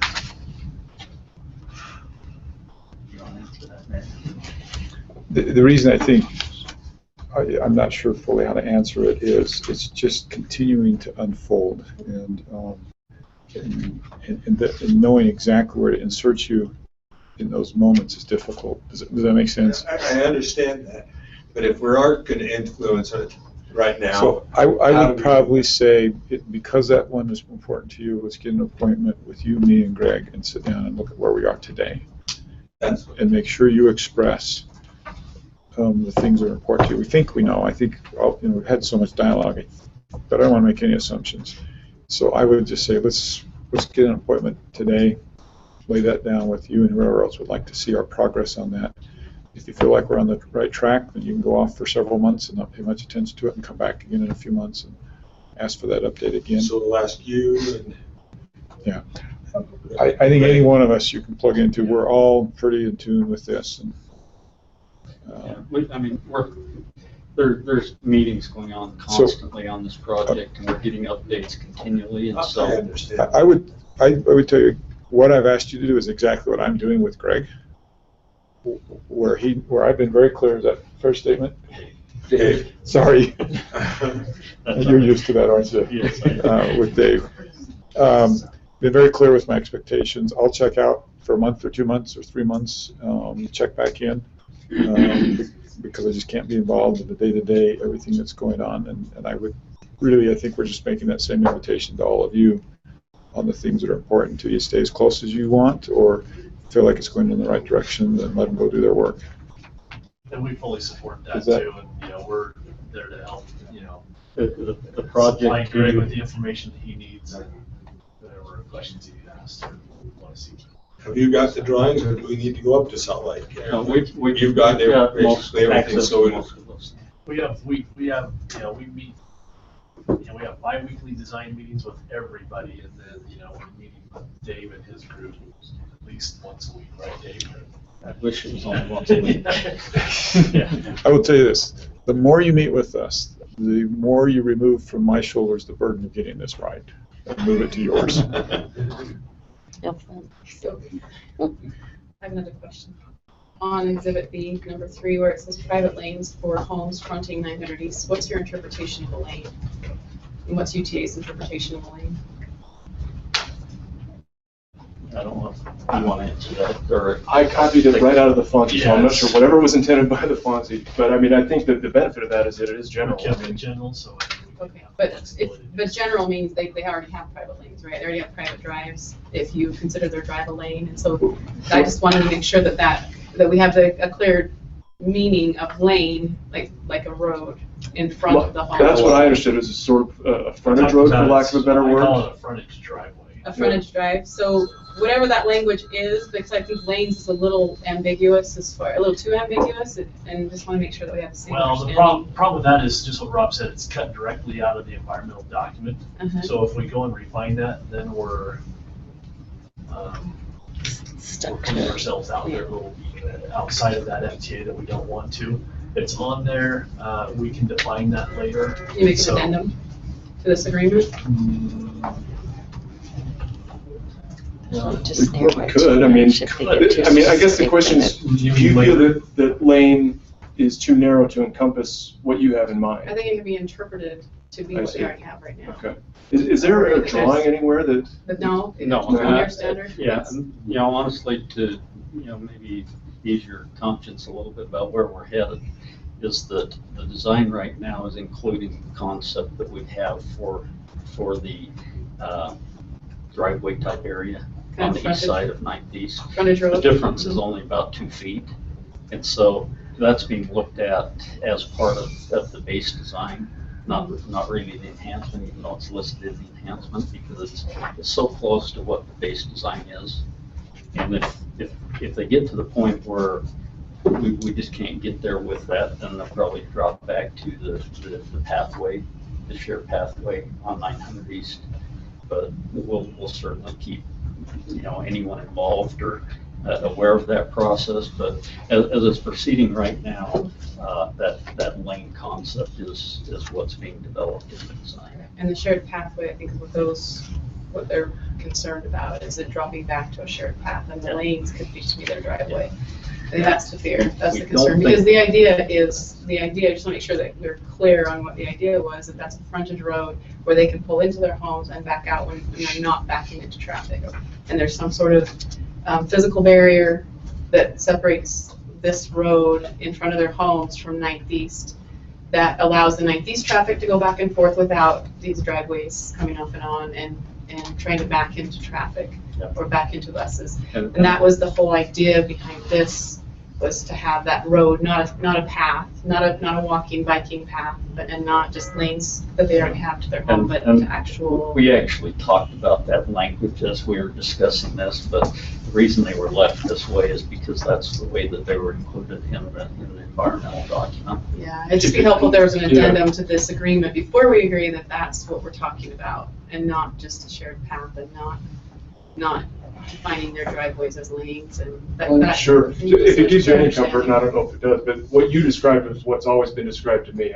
No one's ever suggested, to my knowledge, that the existing driveways count as a lane. But, you know, and as long as that's a clear understanding with everybody in this, and there's no confusion about what that means, and it's. I think there's actually quite a bit of history about that's what it means, and on top of that, by its you know, as a rule of legal construction, it has to mean something. And if it means something that already exists, then it means nothing. So I think we would easily argue that it doesn't mean what's already there. Okay.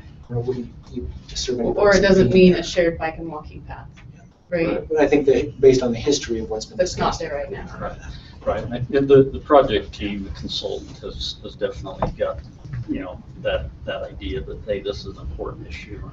And they're working really hard to try to develop that concept. Okay, and that's not going to be considered an enhancement or an extra. No, it's a priority enhancement. It is. We're trying to get it incorporated into the design, so it's not treated as that, and that's where we're working with the contractor as far as the construction of it and how can we build it to be within the budget that we've got. Because that makes the enhancement part of this section very important too, because we're agreeing that we are going to pay for the enhancements. And so if you term that as an enhancement, then the city can just come up with funds. Well, we're agreeing that the city's going to pay for it if there aren't project funds left over. But the agreement actually says the enhancements will be paid for with project funds first, if there are project funds available. And if not, that has to be cleared with FTA before. No, that's the beauty of this language, is that it's in the FONSI, so this Because is it's clear. yeah, we don't need to get approval because it's already been approved. And your gut feeling is that it's going to be part of the project, or it's going to be iffy? You're hoping. We're trying. That's what our designers are doing right now, is trying to You incorporate you all gotta do better than that. You cannot tell this body you're hoping to do that. We are trying, we are. No, come on, do it. Well, that's what the designers are. Come on, sorry, I'm not going out. Well, at 60%, we can't say that it is yet because we're still tweaking the design. You know, I mean, power poles along 7th North, I mean, that's, you know, we're looking at the entire project as a whole, and, you know, power lines along 7th North is a multi-million-dollar issue. Right. And there were, all along, there were fears there were going to be justifications for not doing this, and this was So- very important, so. Yeah, she's very correct. You don't get a 50-year signed lease for this project without this being in the project.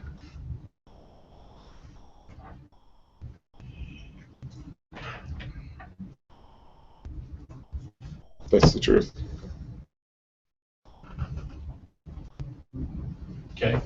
talking about, I don't think we can agree to. Then don't ask this group to sign at least for 50 years. Okay. We wait your reply.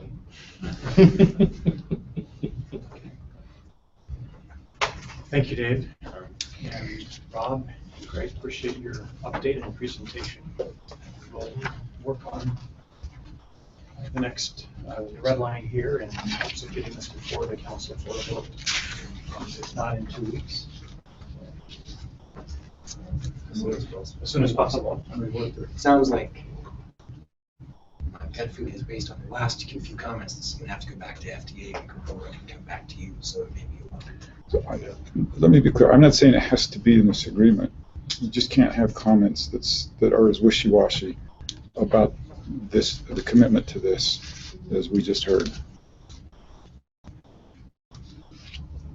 Yeah, that gives me zero confidence that it's gonna So, happen, and I feel like here's what's that was happening. something We are designing the project as was laid out at 30%. And, part of that was because of our earlier discussions that talked about this private lane on 90s where we had basically a frontage driveway. And so we've got the concept drawings and the plans for that. What's happening is we are designing the entire project. Right now we can't, because that is, and also with that was median, landscape medians in 90s, that was included with it as well. What we're doing is we're designing it and then looking at the overall project cost in these increments. And if those enhancements right there push the cost over to 160 million, we're saying, hey, it's going to be $10 million extra to do that. That's something that if we were to cut that part of it out or scale it down, then we can still put the project in. But city, is that going to be something that is important? We want to share that. We've tried to incorporate that in, and I think that's what we intended all along, was that when it came down to the end of the project, or when we had a handle on the funds, and we could see, is that something that we can include in? We throw it in the environmental document so we don't have to get FDA clearance to include that in. But it's one of those things out there that, it's on our designated wish list. I won't say wish list, but it's on that list of an enhancement that we can add to it. Great. Is there an engineering reason why we can't do it? Engineering wise, I don't know. So it's a matter of cost. And Dave, engineering wise, it's just a matter of cost. And the project team on the engineering side is proceeding with the design of that lane. So I think where we got off track was the very, very wishy-washy answer that where we've all along said we're committed to figure out how to make this happen. And I can't remember your exact words, but it was pardon? Hoping to make it. Hoping to, yeah. No, we're not hoping to. When this project's done, you get to go back to Salt Lake and worry about your next project, and we live with it. And we've made commitments and put a lot of personal capital on the line that hoping isn't adequate. I think the way it'll likely play out is we get to 90% or 100% design, and let's say we're at 50,000 over 150 million.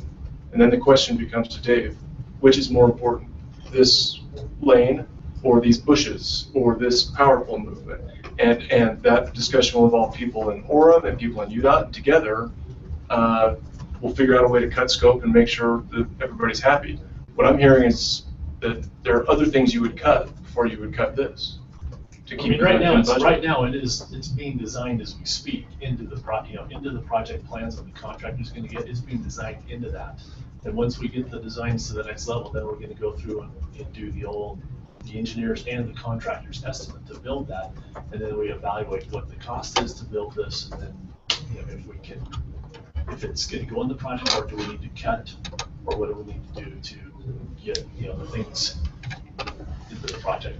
I think what I'm looking for personally, I can't speak for the others here, is a commitment to figure out how to make this happen. And that's what we do when we've got a problem in the city, is we make a commitment to our residents and we figure out how to make it happen. We don't go to our residents and say, we sure hope to be able to fix that pothole in front of your house. But we've got a budget for it, and we have to No, we commit to fix that pothole. We figure out a way to do it. And we've said all along that we're partners in this, and partners don't rely 100% on the other partner to fix problems.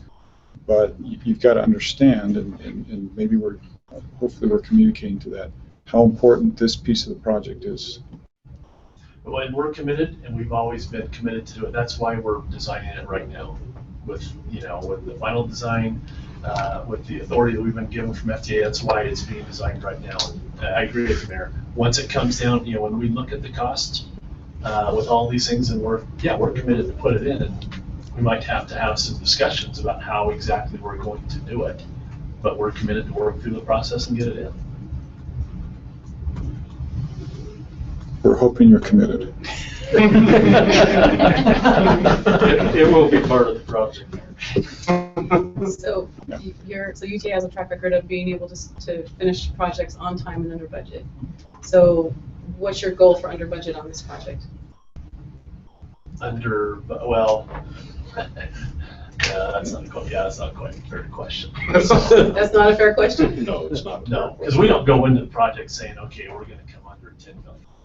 Okay, but that's something that you tell. We look at innovation. That this is what you do, which is great, but if you. At the beginning of the 2015 program, I can't say that we had a goal of saving $300 million. Nobody went into the 2015 program saying, okay, here's our goal to save. What we did is through the project, we through innovation of design and contracting methods and the contractor, it evolved to, hey, we finished 3 years early and we saved $300 million by doing that. That was a benefit of being resourceful through the project, but that didn't set a precedence. Yes, and so every project we've done has come in, ahead of schedule on the budget, but we can't predict that. Right now we're telling FTA, we're having to put into a schedule that we're going to be complete in December of 2017. And internally, we're saying we're going to be done in June of 2017, so we can make sure it runs for 2 months before school starts in August. So, our goal, is finishing 6 months early. But, right now, based on the budget and all of the lists, the things that are stacking up, we're the 150 million. We're going to be, right now we're right at that. So, right now contractors are going 100%. They're completely slammed. Construction prices are going up, so we're doing everything we can to try and keep it in the budget. When we talk about 75-foot steel transmission poles at about 800,000, or whatever it costs our individual, it's an expensive deal. So now we have to do what we can to try and stay within the budget. So we're not making a goal of how much we're going to save. So, but it would be nice to know this was in the budget. What's that? It would just be nice to know this was in the budget, that this was in, and if you do finish early and you can send some back, great, as long as these enhancements are in the budget. Yeah, they are, yeah, right. Thank you. Thank you, Greg. Thank you, Dave. We'll turn now to. It sounds like we'll just bring it back to leadership and we're ready to put it back on. Let me ask Rob one question. When you're talking about the readiness review by the outside company, is this a critical item for that, which you said was going to be done the end of September? It's pretty critical, yeah. Okay. It's not the death knell for the project by any stretch, but the sooner we can get it in front of the council, the better. I think I can commit, Brian, that you and I can get a red line back and forth and to FTA here in the next week. And so, I actually don't see a whole lot of substantive changes. We're talking about this process for potential realignment. I don't always get immediate response from FTA's regional council, but I can hound her for that. So I'd like to come back in 2 weeks. Okay, so just generally speaking, as far as timelines go, our choices for council meetings are September 15th or October 6th. And in order to make it on October 15th or September 15th, our general deadline is having documents done by the 10th so we can get them to the council. It's the 1st? Yeah, so. Well, let's shoot for that. So I'm willing to work with you, but I just wanted to iron that out right now. Okay. Shoot. Was that a hold? No, that's a shoot. Can we shoot? I'm committed to shoot. next item, and in fact, the next two items relate to user fees. First, we'll turn to the mayor on the update on proposed update on user fees. I'm going to turn to John and Denise. John and Denise, and then we'll go to the council budget committee and Member Santiago on the fees and policies. So John and Denise.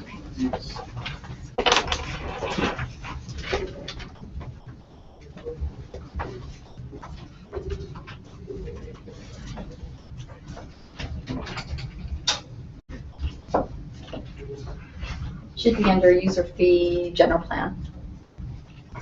That fee September 1st is a folder, and it should just be underneath there.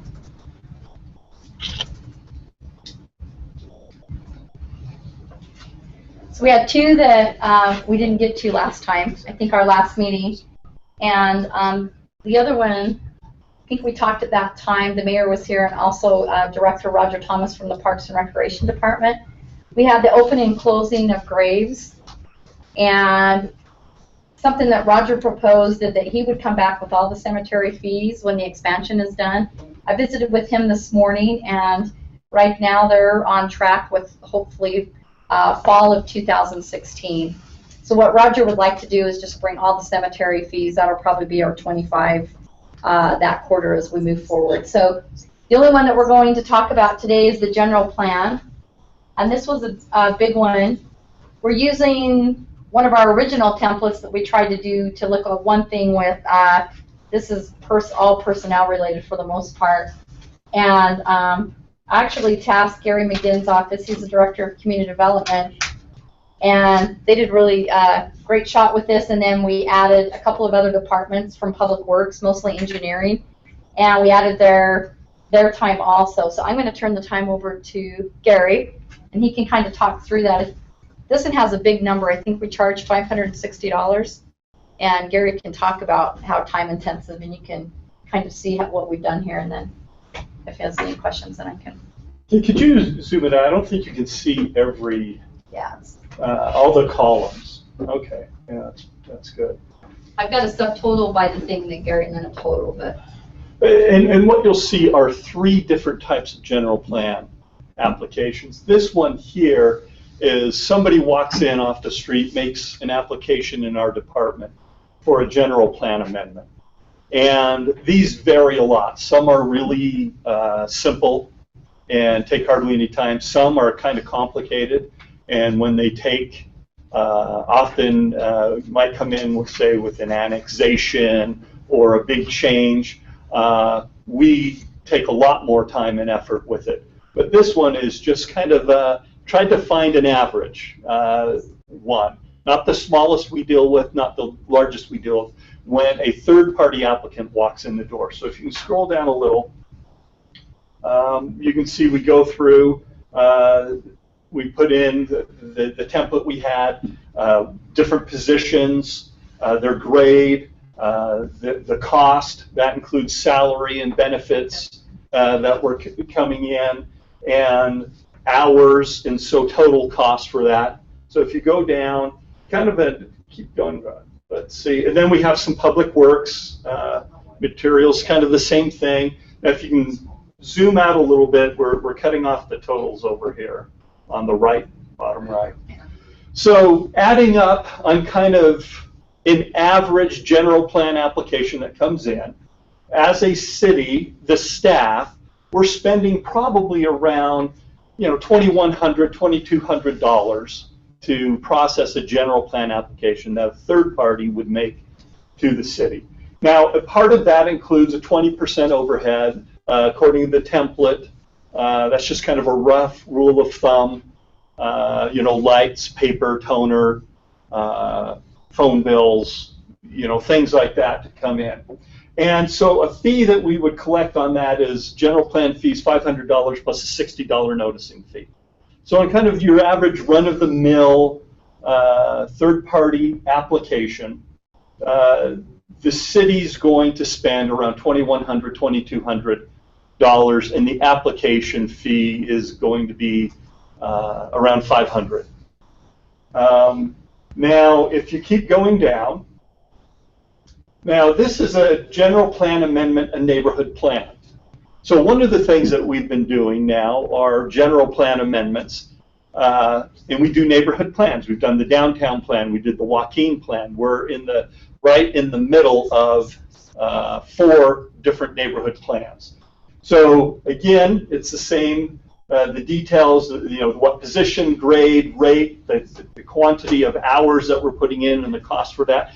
And what we did is we went back and patterned this after Joaquin. And Joaquin, we had lots of things going on. So as you can see, subcommittee meetings, we had 10 meetings. And we typically had 2 planners there meeting with the neighborhood steering committee, working on this, going through the process. So we have all of the different things that we would do with it. And they're very time intensive, takes a lot of effort, a lot of it's education, working with people. So if you keep going down, keep going a little bit more. Okay. We figured kind of the staff time that we would put in. We have some numbers from Public Works. You can see it's not quite as time as intensive as community development. But when you add in overhead, we're probably spending about $28,000, $29,000, around $30,000 per neighborhood plan of staff time and effort going into it. If you've read the Joaquin plan or the downtown plan, I dare you to go hire a consultant who can do the work we did for $30,000. That is a bargain price. I can't imagine somebody coming in with all the time and staff time and things that we have put into it, meeting with the community, the different meetings we go to, sitting around waiting for our turn on the agenda time, stuff like that. That we included those. So the general plan, like I was here, 2 hours last time? So we could add that in. That's probably just under $200 that we spent for this presentation, including that in. And so I think it's frankly a pretty good bargain. I would really like to see any consultant come in and come back with the neighborhood support, buy-in, and quality of the plan with the Joaquin or the downtown plan that has been approved. So if you keep going down, we now have the last, or the third type of general. This is a general plan amendment that it's the major update. We do a major update. We do those every 5 years in the ordinance. It's supposed to be. And frankly, I think we probably ought to not do these anymore. And let's work on the neighborhood plans. I think we get a better product at the end of the day. Honestly, for what this is we went back and looked at the last major update of the general plan that we did. Not an amendment, but the major one where we went in. Took about a year and a half to give you an idea of it, Vision 2030, the assistant director, Bill Pepperoni, he was hired, and his main function that we asked him to do for when he was hired originally was to work on Vision 2030. That was his exclusive project for 1.5 years. Him alone to go through that. There were hundreds of meetings and dozens and dozens and tens of dozens of hours of drafting and review. So if you go through this, subcommittee meetings, we on a major revision, we meet with or offer to meet with every neighborhood chair, every neighborhood. We get subcommittees doing different things. We have a tremendous amount of meetings. So if you go on down and keep going, it just gives you an idea of everything that we're doing. And at the end of the day, it costs around $150,000 for us to do that. And they're typically a year to a year and a half process. And we go through then the one thing, actually I didn't quite understand, I have to punt to Denise. So we had I didn't understand the second set of totals. Oh, we just subtotaled them all. Oh, subtotaled them all, Second. okay. That would be, say we done all three in the same year, something like that. And then you Okay. just have the revenue from one, because those other wouldn't get paid for, Yeah. correct? Yes, the So- major update that we're talking about here, we wouldn't get an application fee because we're doing it, it's the city. The neighborhood plans, Are we obligated by state law to do that? to do what? To do this general plan review every? No. State law requires us to have a general plan. We have one. And so far, under state law, we wouldn't need to ever do another thing. We'd never need to update it. We'd never need to look back at it. We wouldn't need to do anything. Every 5 years, we have to update the general plan. That's because of city code requirement, not state City law. code, okay. Yeah. So it's if you don't like those numbers every 5 years, that's a self-inflicted wound. Okay, gotcha. I'll be honest with you, my view of the general plan, the major update that we did, that we're supposed to do every 5 years, when we get in and go through that type of process, it's probably not worth the money, time, and effort. The product that we get out of the general plan at the end of the day. Now, I would rather take that time, money, and effort and put it into the neighborhood plans. I think the neighborhood plans have been extremely valuable and are continuing to be very valuable. Yes? As long as we also stipulate that there is a review cycle for those neighborhood plans. Yes.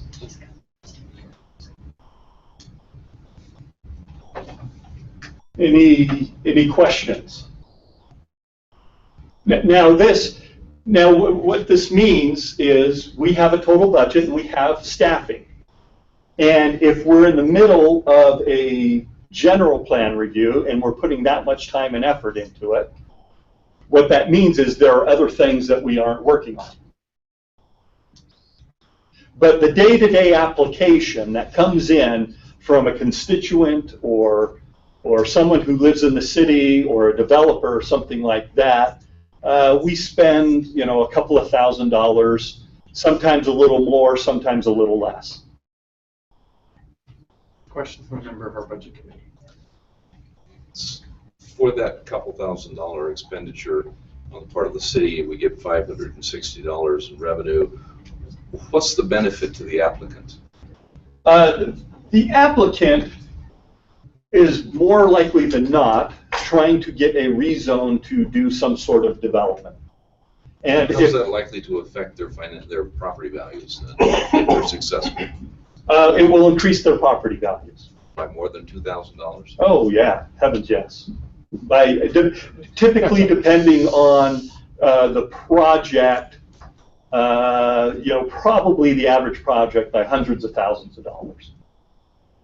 So somebody comes in and they want a rezone. If it's contrary to the existing general plan, they know we're going to recommend no.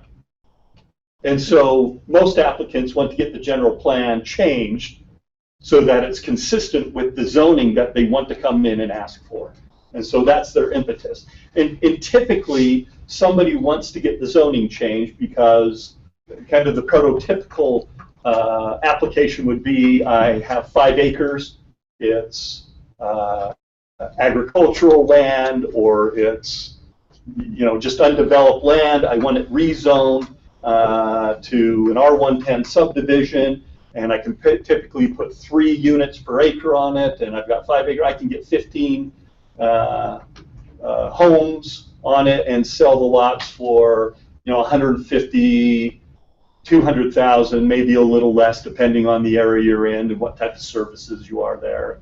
Get that kind of profit out of it. So if you had to characterize the total benefit of this change in the general plan, what proportion of it do you think accrues to the private applicant and what proportion to the city as a whole?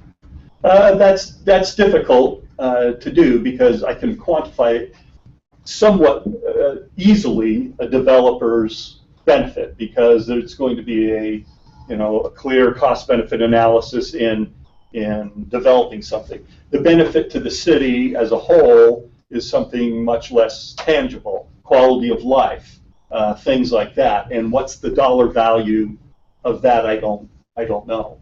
More or less than the private gain? I don't know. Because it's how much value does the council and the community place on a well-planned, well-developed community. Some communities do a lot of planning, put a lot of time and effort into it, because that's a very high value. There's no bottom line number I can come up with. It's all, and in some respects, an aesthetic value. Whereas a developer, I can go in and calculate probably what he can expect to make by getting this property rezoned and go through that. Some communities have, frankly, placed very little value on planning and doing that. My personal opinion, not just because I'm, you're going to do away with the planning department, I'm out of a job, but I think there's a high value on that. Whether it equals what a developer's getting, I don't know, because when you come in and you develop something, you now have, in the example I gave, 15 new residents in the community who can be a part of the community and contribute, and have, in that scenario, like maybe kids go to school and all of those things. And what's the value of that in the community? So each type of project's a little different as you look at those. In either case, the city has planned, because it's just a question of, are we going to change what we had planned? Yes. To this new use, right? So we're not talking about are we planning or not planning. We're saying we had one kind of a plan in mind. Now we're going to change it to a different kind of plan that's going to benefit the landowners quite dramatically. Yes. And what I'm trying to understand is, why should we subsidize that to the tune of $1,500? It may be possible to approximate the return to the city fiscally, leaving aside the aesthetic issues that you rightly pointed to. That's something I think probably do. Impact fees, property taxes, other types of fees that residents pay over time. Every study I have seen, single-family homes on detached lots are money losers for a city. They don't pay their way with public services that get provided for them. So, and if you went to the average person and said, hey, which would we rather have, a subdivision of single-family homes in your neighborhood of 100 new single-family homes, or an 100-unit apartment complex? Most, I think, probably a super majority of people would say, well, we want 100 single-family homes. Even though from a fiscal standpoint, at least the studies I've seen show that that's probably a money loser for the city, and higher density is at least comes closer to breaking even, if not beyond. So that's, I think, an example of what's the value of having different housing types. So that's one thing we try to do in planning is, frankly, knowing the demographics and the realities of our community and things that we have, I think it's a mistake to have nothing but single-family homes, and it's a mistake to have nothing but high-density apartments. But to have a good mix, a good healthy mix in your community is important. But there's no difference in the fee. But there would be no difference in that fee. Well, and I think to Mr. Walter's point is, if there's a developer that's going to build a lot of homes, that's not necessarily going to be a benefit to the city, then we're subsidizing, and they plan to make quite a bit of money on it, and we're subsidizing them, and then it's not really a benefit to the city. And so I think that's where you look at, is there wiggle room? Is there something where you can charge more on the impact fee, because they stand to benefit greatly from that, from the general plan fee or whatever. And I don't know how you quantify that. But. In general, in general, impact fees in the past, we go on, we make an estimate of the growth that we think we'll have in the city, and if we have that growth, what kind of infrastructure, future infrastructure needs will we have, and then we try to link those impact fees to that so we can accomplish it. I know in the past we have charged less than the total cost, as a way to induce development. I haven't looked at, they've been graduated, I haven't looked at the latest numbers. I don't know if we're really recouping the total cost to systemic improvements that will need to be made for future growth that comes into the city. We're not talking impact fees here. Yeah, but we're not talking about that. The application fee on the average one that comes in is, much less. Just two questions to clarify. For the neighborhood plans, there's no existing fee right now. That's just something you're doing in ordinary course, right? So no one makes a special. And how many neighborhoods total are there in the city? 34. 34. Okay. Now, some neighborhoods are going to be much simpler.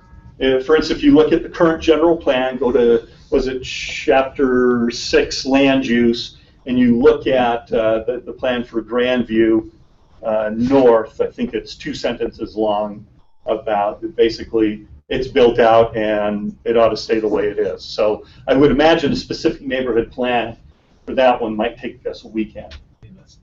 But as is, it would be about 6.7 times as much to do the neighborhood plans you said that are so much better done than to do the existing general plan that you have estimated, right? Because you did your estimate based on one neighborhood, so you'd have to multiply that times all the neighborhoods in the city. And then the number we get to is about, it's over 6 times what your estimate is of the major general plan update. So no, I wouldn't take that roughly 30,000 figure and times it by 34, because not every neighborhood is going to take as much time. That was done. This is probably worst case. Yeah, that was worst case. That was based on the Joaquin neighborhood plan, which is probably in the top 3-4 most difficult neighborhoods to do. Some other neighborhood plans will be very simple to do. And some neighborhoods we're not doing each one individually. For instance, we're doing things in the southeast now with Provost South, and Spring Creek neighborhood at the same time. And so you'll have the economy of scale, you won't have to have more meetings, right? But it'll, yeah. Okay. Also, Dave, I think it's important to realize that if we were trying to talk about revenues now from neighborhood planning, you want a plan that's going to cost you, well, that's not a stance we've taken, but it should be appreciated that the neighborhood is providing a great deal of endeavor that we don't monetize, but we could. No, and my volunteer. My point was to the general issue of the general plan being not cost effective, that you have to look at what your alternative is in place, and you may be coming up with something that's even more expensive than the general plan, but if it's more valuable, then it goes to what Larry's saying that we've talked about in committee before, is the analyze to see what's more valuable with that, and then try to find economies of scale where, I think you're doing it, finding 3 neighborhoods you can do it at the same time, and doing it, and that process may be beneficial. It's just with the example that we were given, if that's what it costs for every neighborhood, it's a substantially more expensive process than the other, and so. And it doesn't cost that for every neighborhood. Okay, so that would be helpful now, so.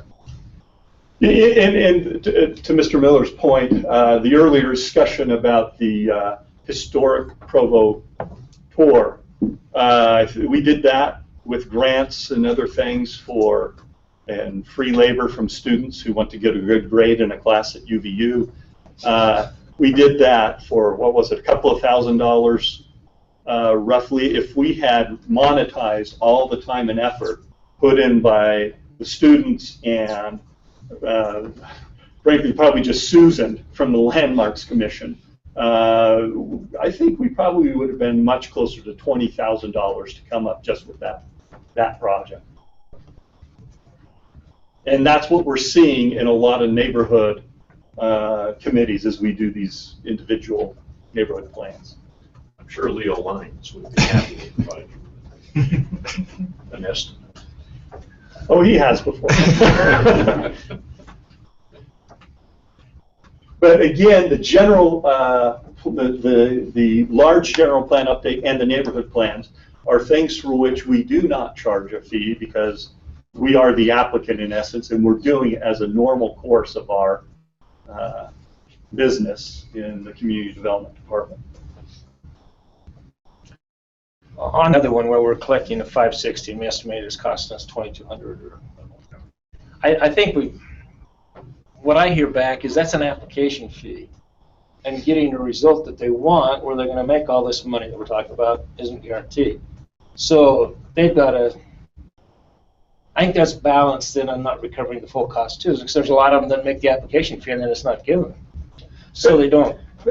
Now, there is something that I will tell you in some types of applications that we have, and if you look at other cities and their application fees say to an appeal to the Board of Adjustment or even a general plan amendment will be much higher than ours, enough to recoup the full cost. And the part of the reason is, in the past, our application fee is fairly low. And I have had developers say, it's only $500. Yeah, I'm willing to risk $500 for an answer. Yeah, that's the other. One other aspect is just the inter-community competition. I think the other issue is trying to peg that at a level that even a non-developer who doesn't have any financial instruments could actually apply. And I know there used to be a provision anciently in the code where they could waive that fee for neighborhood chairs, but I thought they removed that from the code, didn't they, because there's a problem with it? Well, it's for neighborhood chairs, but it can't be for a specific project. It has to be generally, and so. Is that still on the code? I just thought it was revised, so it was gone. Well, it is in the code, but there's time restrictions on when you can apply for a general plan amendment, and basically whether it's the administration initiating something or the council, then the time restrictions and the fees don't apply, and we can just go. Because that was the other reason of saying, I think before, was trying to balance that. But if you've got another mechanism, then that would mean that you wouldn't have to worry about hurting that if you just. Now, having talked about the non-developer professional, we always joke, we wish there were a line item in our budget that was entitled, oh my gosh, it's just easier and cheaper if we did it ourselves. Because frankly, you have a good professional developer who's developing a 100-acre project. We will probably, I'm being serious, spend less time on that than mom and pop who've never done it before and have a couple of acres and it's their retirement and want to do it themselves. So sometimes, ironically, the smaller projects, whether it's general plan or anything else that we're doing, project plan, it would just be cheaper if we had a budget to do it ourselves. How many of these applications do the city normally receive in a year? I'm sure it varies with the construction cycles, but what's typical? It does vary somewhat, but typical, a handful. There's not many. I'd say less than 10. If we had 10 in a year, that would probably be a big year. So the total amount of subsidy we're giving is probably on the order of 20,000 or less. Probably, if you're assuming 10 in a year.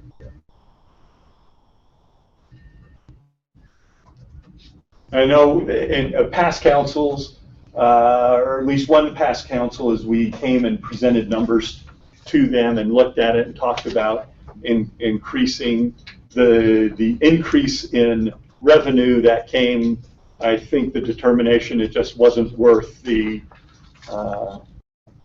PR issue that might surround it and raising that particular rate, because my budget in community development is approximately 2.2 million, 2.3 of our total budget.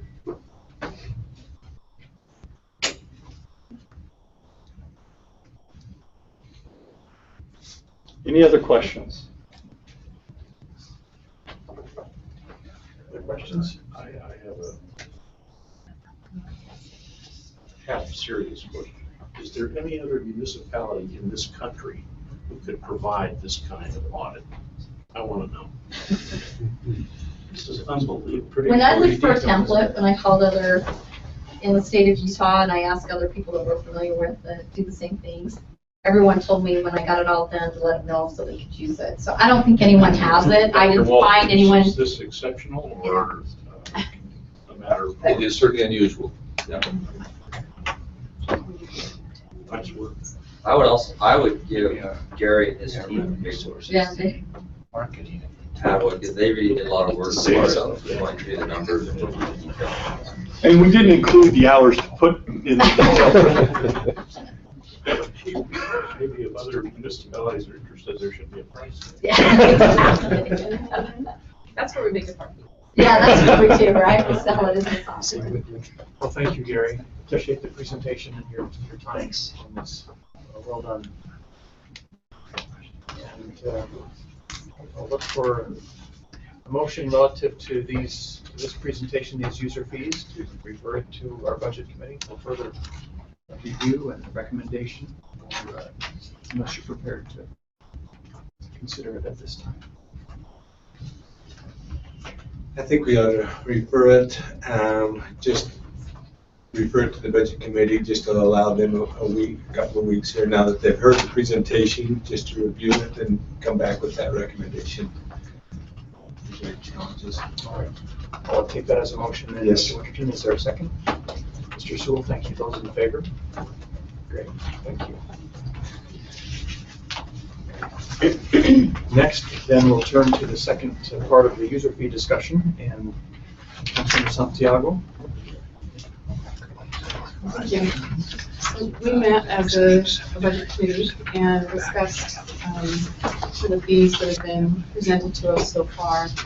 And as we looked at the presentations and we were able to talk with each other and some of the department heads,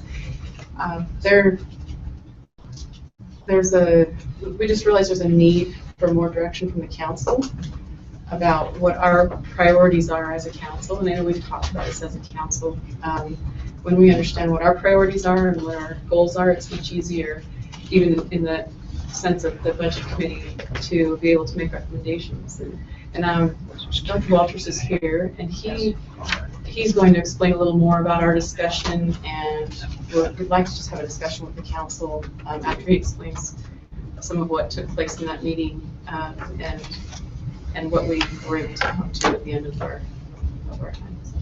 Did you have something you wanted to say? I was just going to say, we had also asked to have staff work on a matrix or something that would allow us to set some priorities as far as which one do we believe is more important, this one or this one, and then kind of help us to rank something. And they were going to present that to us, and it's going to take a couple of weeks for them to present, because it's a challenge. And they put a lot of work in, going to need to put a lot of work into that, but it will help us to understand exactly, for example, is the Covey Center ranked higher in our priority system than maybe the iSheet or the library or some of those things, so we can matricize all some of those efforts. And some of the challenges of the way that we're evaluating the fees, where we're getting 25 at a time, it's hard to compare. If you just compare the 25 that we have, there may be other things, in fees that we haven't even heard yet that might be more of a priority, less of a priority, and we might have lots of high priorities in one set of fees, and so it's kind of a harder discussion because we don't know, we don't have the full picture, and so there's a recommendation of how we can maybe prioritize that. So as the budget committee comes back, they may come back and say, we don't see any problem with these fees at this point. But now, are we really focusing on where we want to be focused as a council and as a city? At this point, the rec center is doing great, and we don't want to hurt that.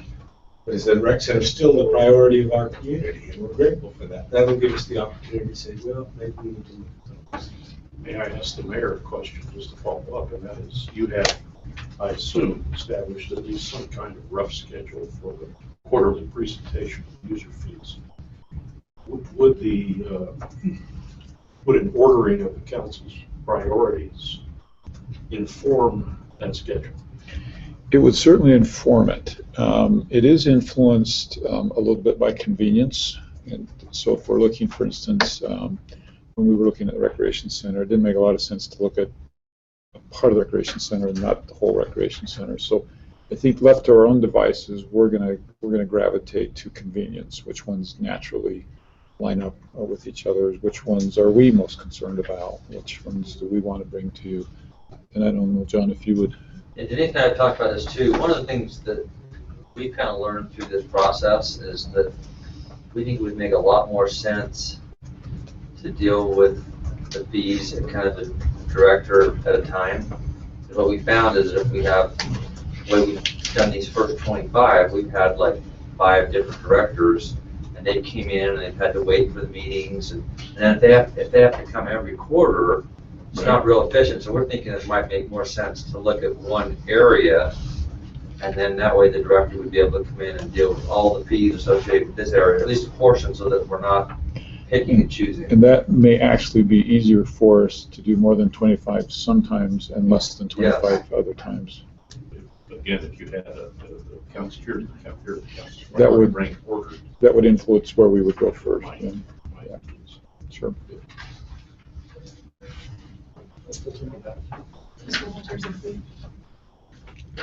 Thank you. Let me first report on the discussion that we've had about the fees that have been referred to our committee.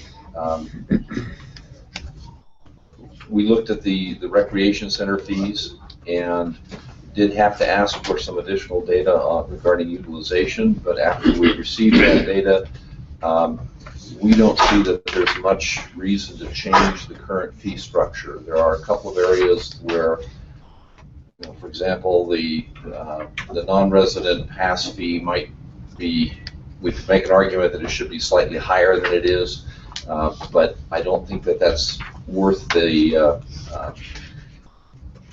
temperature increase that would result in having that discussion at this point. By and large, between the fees that are collected and the property tax that's collected, the recreation center seems to be covering its costs. And we think that's commendable. So we don't recommend any sort of change in the recreation center fees. So we looked at the ice arena, where the subsidy to the arena is on the order of $500,000 a year. That is obviously divided between the city and the county. We looked at very briefly at the airport, which is also subsidized by the city fairly heavily, and that precipitated this conversation that Councilman Santiago and Winter referred to about priorities, because the challenge that we face in trying to make recommendations to the council is to say, yes, that subsidy, well, we'll take the one that we saw today as an example. That subsidy of $1,500 is justified because of the community benefit, which is the concept that we've talked about in the past. And even acknowledging that there is a community benefit from the ice arena, we then have to say that the community benefit from the ice arena is worth more or less than the community benefit from the airport. We can't do that. We need the council to give us some guidance on what your priorities are, because it's a question of what the city is trying to accomplish. In some ways, it's the Alice standing before the Cheshire Cat asking which direction do you want to go, when the cat says, well, where do you want to end up? And Alice responds, I don't really care. And in this case, it's not I don't really care, it's I want all of those roads. You know, the council has identified between the general plan and the Vision 2030 document well over 100 goals for the city.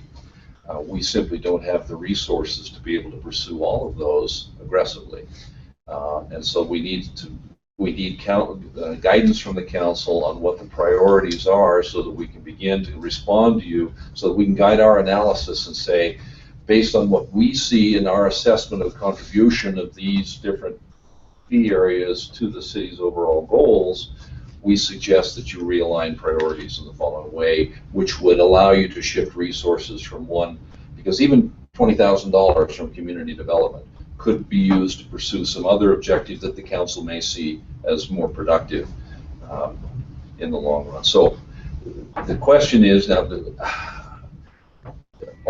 you agree with that assessment? And then we can talk about the kind of system that Gary made reference to, and how do we poll the council to get some sense of your priorities. As I've been with the committee, there's been a heavy discussion on the purpose of this committee. And at one point, the original thought was it was the purpose of sustainability. And we need to know from the council, is that what you want us to do? Tell you where we are actually losing money and what we're, we're subsidizing so many things, but if you're telling us we want everything to be sustainable, we're not following a lot of those things because of the other things that we're doing, that we value. And so I'm struggling with the purpose of this committee. What are you charging us to do? To make our city sustainable dollars and cents wise, or are you making us sustainable for the things that we would like to have? Or what type of sustainability are you hoping for? And I don't know that we as the council has actually expressed that to the committee, because we have focused on, well, we're losing $1 here, what can we do to get it back? Given what we've seen thus far, which is in essence Dr. Walter's very brief report of the user fee structures that the committee has examined thus far. There were perhaps 4 that you mentioned. Right. In each case, especially with the most studied case, that being the recreation center, it was the committee's verdict that nothing really needs to be done. Now, and again, that's because we made $21,000 last year. But that strikes me as the answer to our question. In other cases, here is the deficit. It's much more substantial.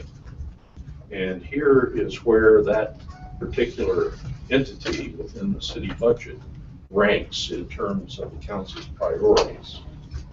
The budget committee then is in some position to make a recommendation. And what they're lacking is that information about the council's priorities. No question. Exactly. I don't think they're lacking information from the budget office. No, there's been so the question is, right now, the list of council priorities is roughly 25 items long.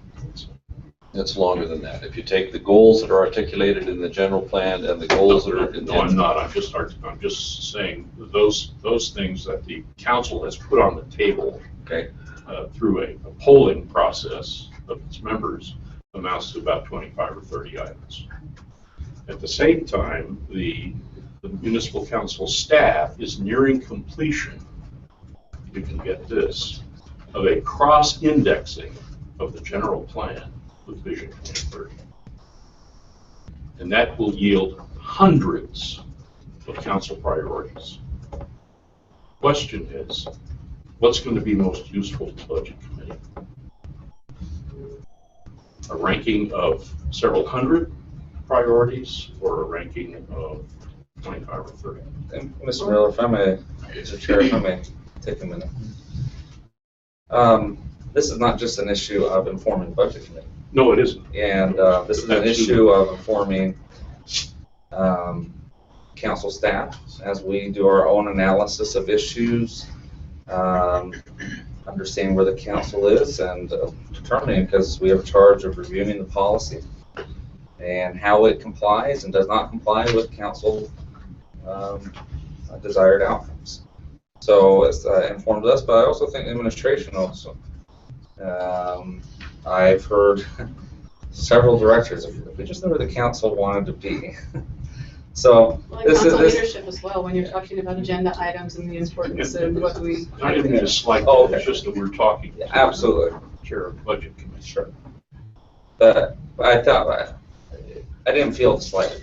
I felt as I didn't want anybody to leave with the impression this was solely an exercise for the budget committee, that this exercise has a much more transcendent intrinsic value. It may be that whatever it is we work out that is optimal for the budget committee will teach us about how to make it similarly optimal for these other concerned entities. It may very well be that council leadership wants a larger purview than the budget committee does, or a smaller purview. Whatever it is we work out, I think will be very helpful. Well, there is a very well-known public official in this country who made the observation once, don't tell me what your priorities are, show me your budget and I'll tell you what your priorities are. It's all a question of where you put the money.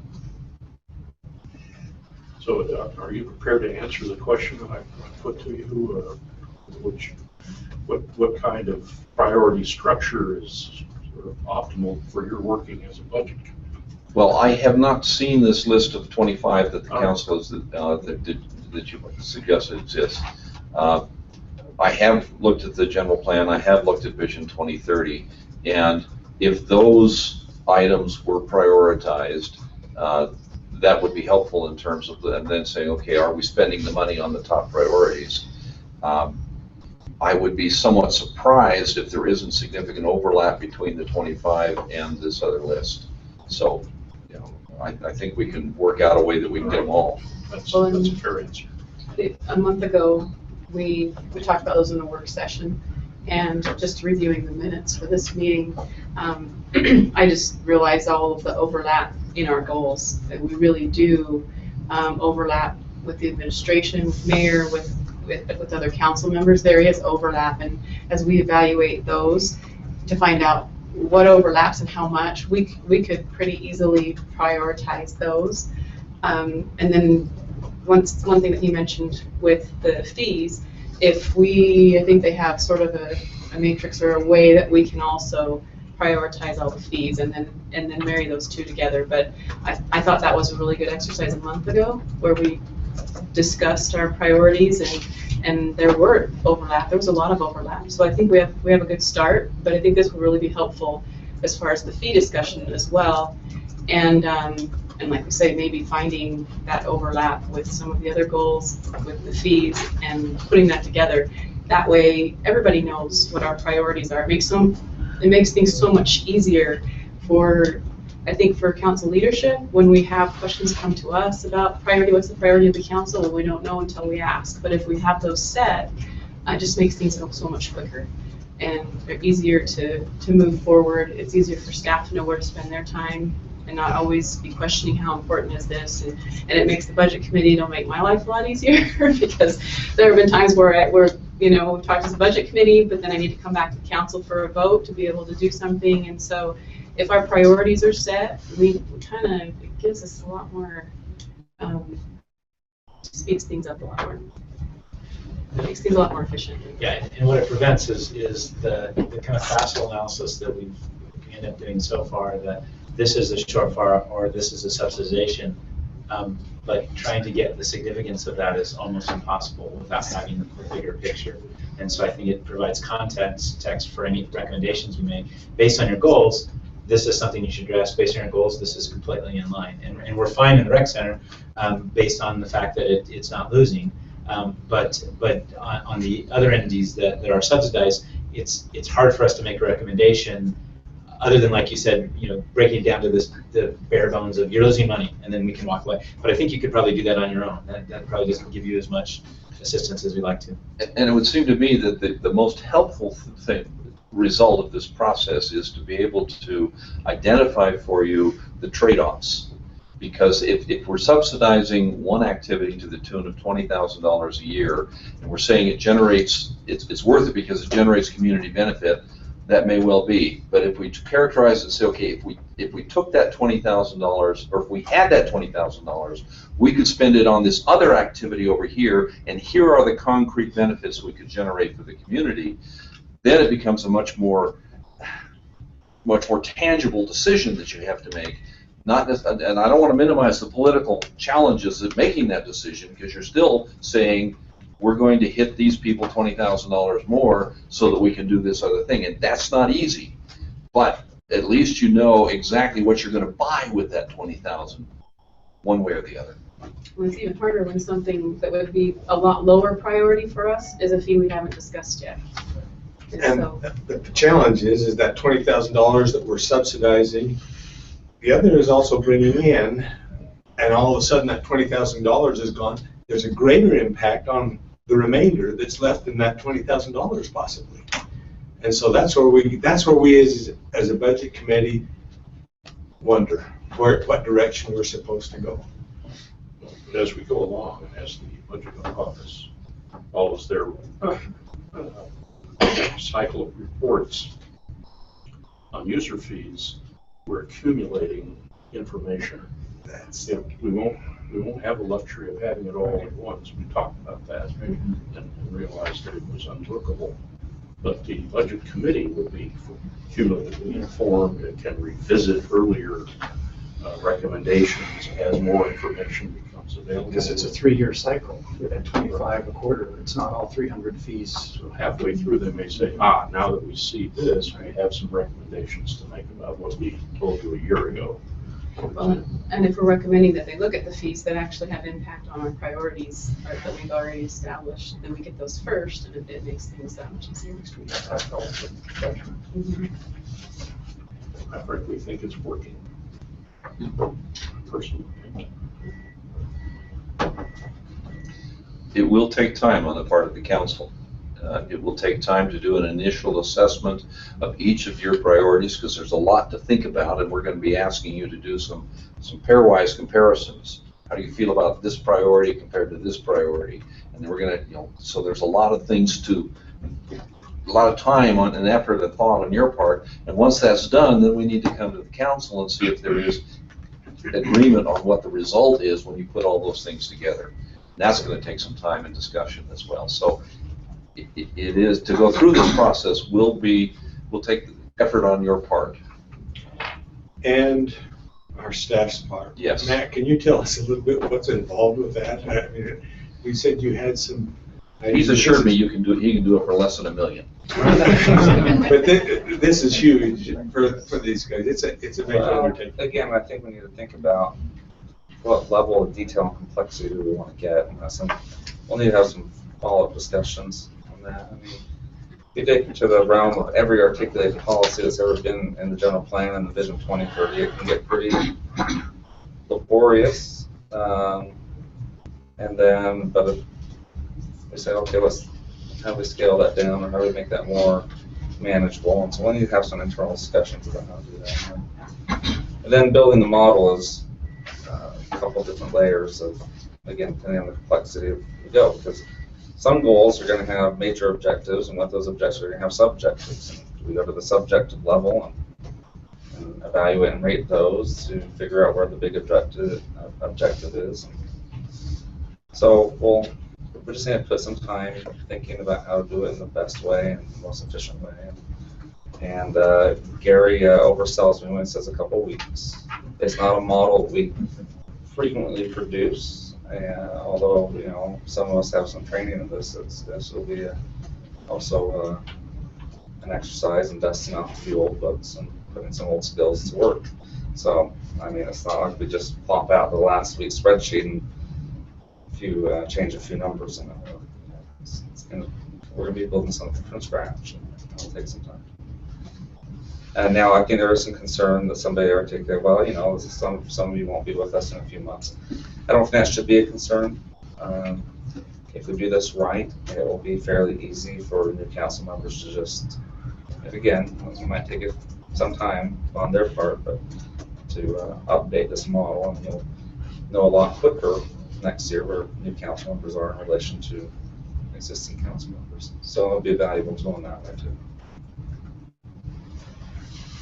Larry, you reported that the budget committee arrived at some conclusions relative to the rec center fees that we looked at the last month.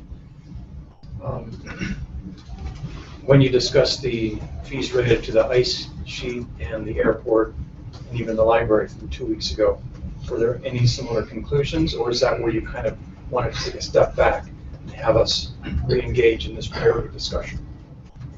With the recreation center, we were able to get utilization numbers in sufficient detail that, with some strong assumptions and analysis, we could reach a conclusion.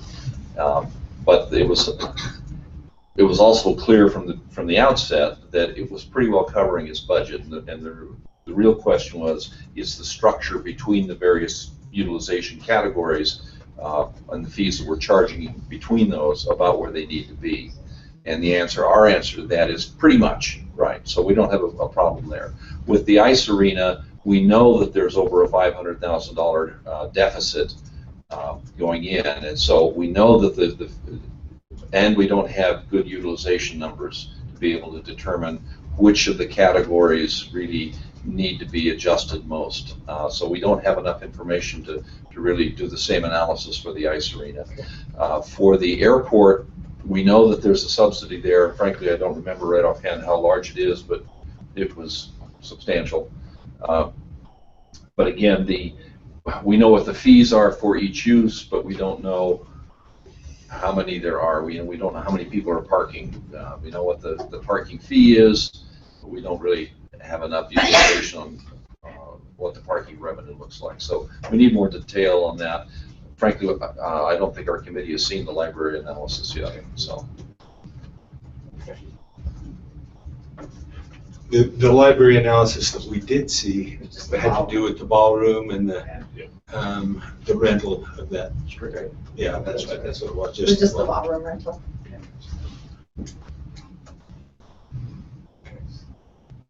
And was there a way to get utilization of the parking? How many people are parking? Did they not keep track of that? I would think so, because they're paying at a I think that just Steve hadn't been asked to provide that. But Okay, I would maybe think that it'd be a figure to get, right? It's I would divided. think that they're doing that because people are using an automated system to be able to park and go out of there. So I can't imagine it's not available. It's just that we hadn't asked him for that. Okay. But And is it this set fee for raises everybody? They don't have differing fees?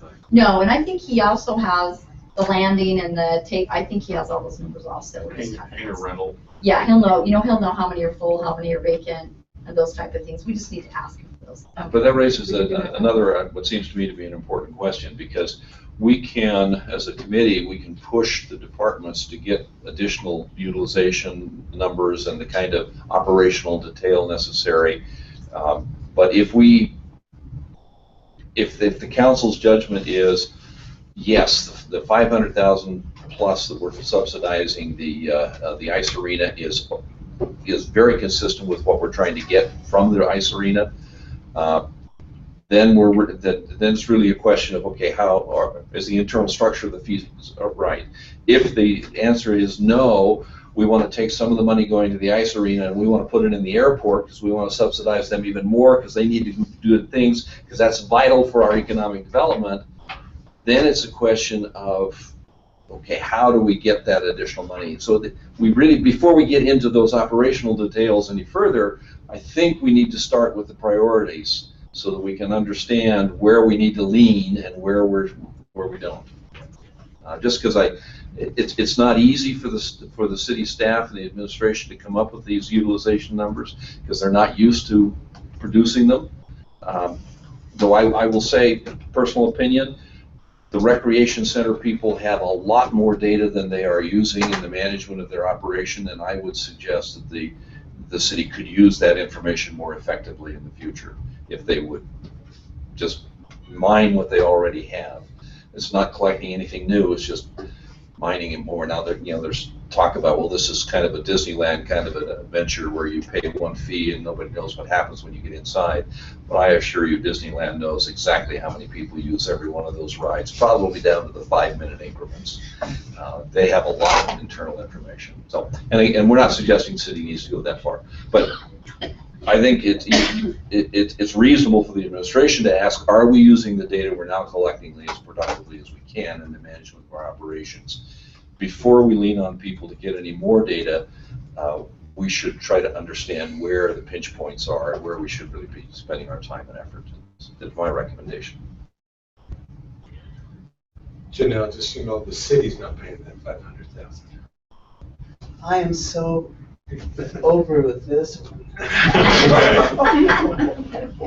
So on a positive note, I had went to the mayor's night against homelessness, so I can't remember the title, at the rec center, and sat with Roger Thomas at dinner, and we had a nice conversation, and he said that our conversations had influenced their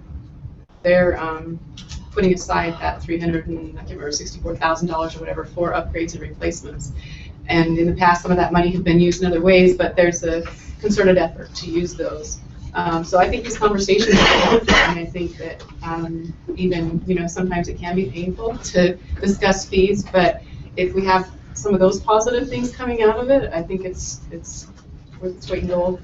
And I look forward to establishing our priorities. It will make our lives so much easier, I think, if we have those established. And I would, I don't know if we need a motion or not, but I would make a motion that we go with the recommendations and ask our staff to provide that model so that we can, each of us, prioritize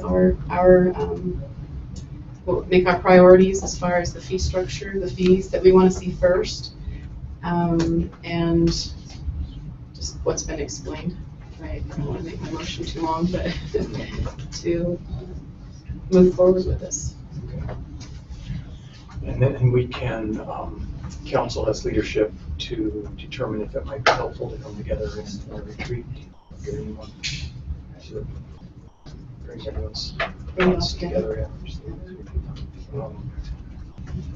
Would you like to include in a motion anything relative to the budget committee's conclusion on the rec center fees, as far as communicating to department heads the outcome of this process? And Roger Thomas was in the meeting, and so he is. Not our last one. Oh, he wasn't? No. Oh, he said. He was there when we beat him up, but he wasn't there when we gave him the good news. I shared the good news with him this morning, but. Oh, well, I talked to him at the dinner. He leaked it. Well, I said, just so you know, and he said, oh, I was there in the meeting. So I assume I was calling in, so I don't know who was. He was, We're yeah. all voices. That's He the wasn't at the second, budget no, that's the committee second to last meeting. So Yeah. in the end of the meeting, we came to the conclusion when he was presenting that we didn't see anything would be changed. And so we discussed it further in the next meeting, which he wasn't there. So the one that you phoned in, he wasn't there. But the previous meeting, he was there. So I think he got the He's aware. sense. Yeah, I But mean, we can certainly make that a little more formal. And it's communication. one of the concerns we have is that we don't, there has to be a way to not have asking questions about financial stewardship be antagonistic. It's not, he had mentioned that there are rumors that rates would be raised. You heard it, in your work session as well.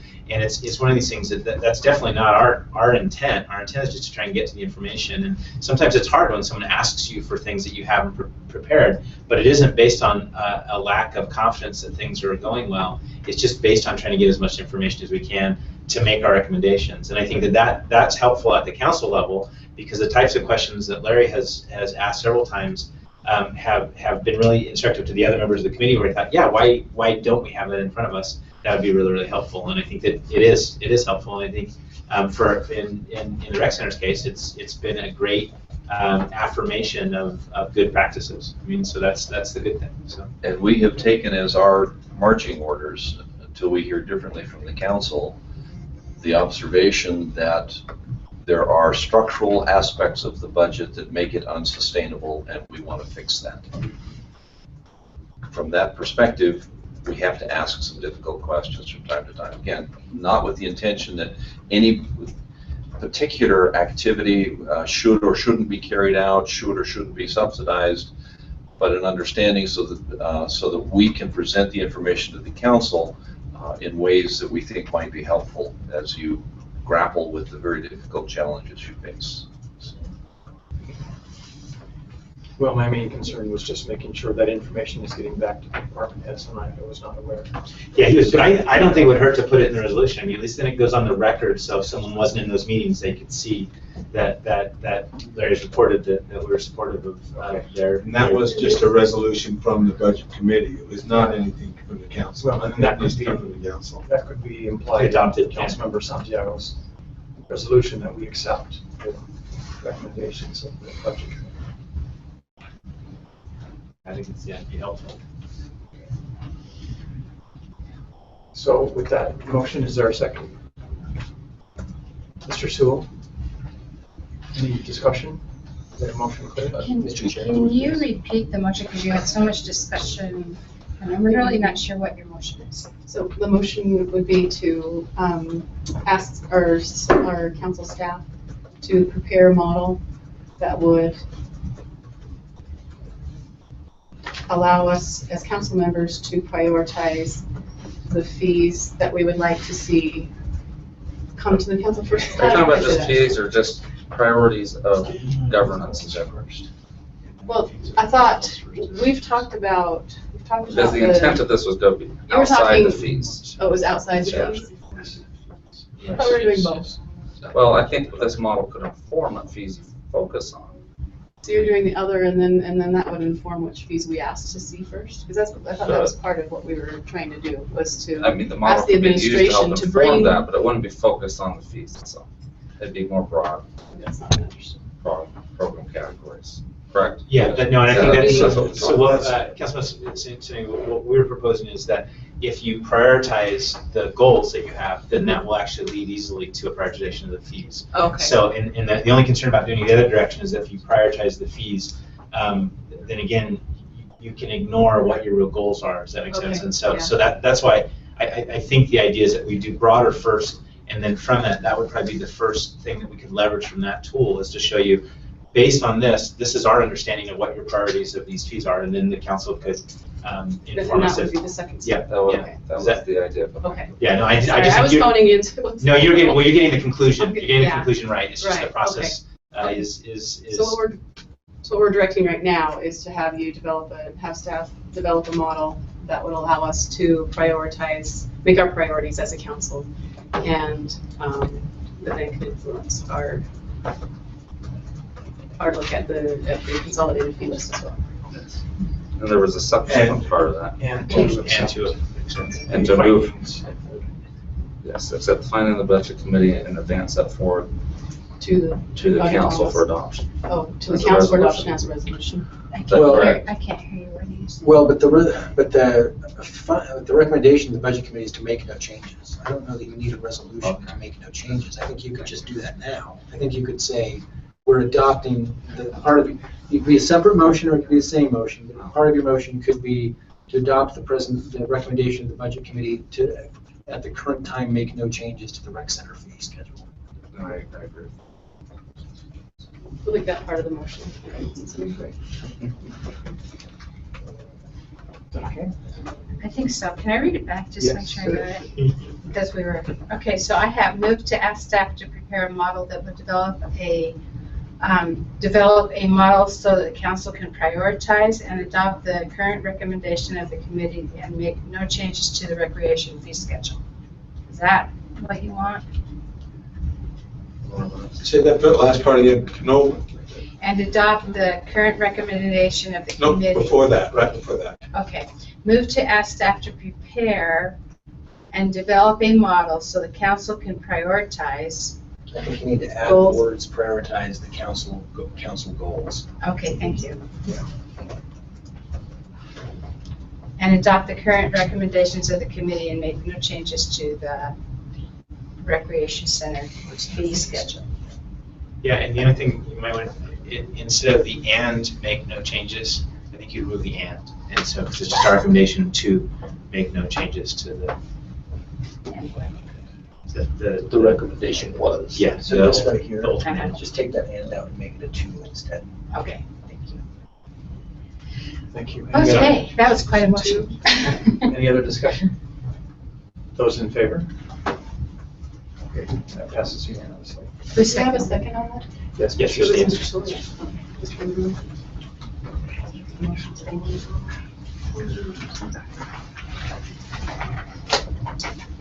Thank you, Dr. Walters. Dave, thank you.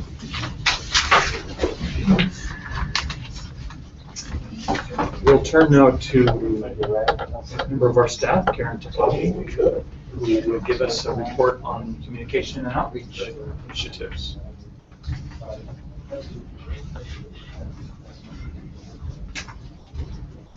Mr. Chair, as she comes up, I just want to put a shout out to Karen. She's done an incredible job in our office, upping our efforts. We, about 2.5 years ago, initially adopted or drafted a communication plan, and much of that work was we presented at the council, and the council accepted that plan. It has 3 main goals, and to engage with the public, to increase the transparency and ability for the council to communicate, and what's the third one? To better help the council engage on a one-on-one level. anyways, up to prior to hiring Karen, our efforts were increasing and improving, but Karen brings a consistency and a professionalism to that effort that's just above our initial expectations, and we're just very grateful for all Karen's work this last year. Well, thanks. That was like a good introduction. Well, first of all, I was happy that Matt asked me to kind of throw together a kind of an annual report to let you guys know what progress we have made in the last year. First of all, my title throws a lot of people off, community relations. A community relations coordinator, it's really a fun hybrid. I get to help the council with things like news and events and just general support and helping you engage with the community. And then as well, the neighborhood program, some fun work there doing communications from this body to the neighborhoods and then back from the neighborhoods to the city. With the neighborhood program, doing things like sending agendas, city info, different events, and then they send me reports on their neighborhood meetings, reports on land use applications. I help them coordinate noise ordinance exemptions, which actually sometimes is really difficult to get a hold of a neighborhood chair to approve a party or a dance at a student complex or some. Actually, ones on Center Street are a lot easier. Then helping run neighborhood chair elections, neighborhood advisory board, that's a representation of our chairs, and they've been examining the current ordinance on the neighborhood program and making some recommendations, and then just general training, especially as we get new people. On the technical side, I keep the website updated and the neighborhood chair list updated, which many parts of the city use. That's how they know who to send notifications to. There's a neighborhood chair handbook that Louise started and I've been trying to keep updated. And then we have calendars not only on the city website, but some Google calendars that we keep for the office on an internal basis. And now I've started one for the public. There was a lot of confusion as to where to find those neighborhood meetings, and so found a way to do it so that they can subscribe to that calendar. And then in the et cetera department, we put together signs and flyers for meetings, and then when neighborhood chairs have a question of who to ask about that pothole or that problem, we can direct them to the right department. And here's a few pictures from some events over the last year, including at Play Street Provo. It was fun. We had a neighborhood map that helped people find their address, see what neighborhood they were in. It was pretty enlightening for most of the people who stopped by, and made it interactive so the kids could build their own houses out of blocks. And then on the council side, in case you didn't know what I'm already doing for you, that I'm maintaining the website, and we have our blog, and I deal with press releases, updating the calendar on the website, as well as any internal calendars that apply, and then putting together the newsletters. For events, those who were here for the Freedom Festival, you got to see me decorate the car for that, our budget outreach events, and the Play Street Provo event. And then for these meetings, I have a very complicated index card system that helps me run through these meetings. Because first, publicizing, sharing the agendas, putting out reminders, then the broadcast itself, which you've seen a few times. We have glitches here and there, and so I've learned to manage most of those. And with the blog, one of the big things that I think has been fun to contribute to the blog is a meeting summary, just a quick version of what happened on meeting day.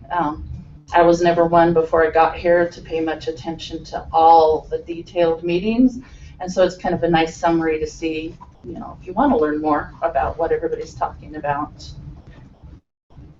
And then on the support side, proofreading, editing for whoever needs it, odds and ends of special projects and getting really good at answering questions. And then, like Matt mentioned, the purposes of this job and our communications plan, we want Provo citizens to know what's going on with the council, hopefully while they still have time to say something or do something.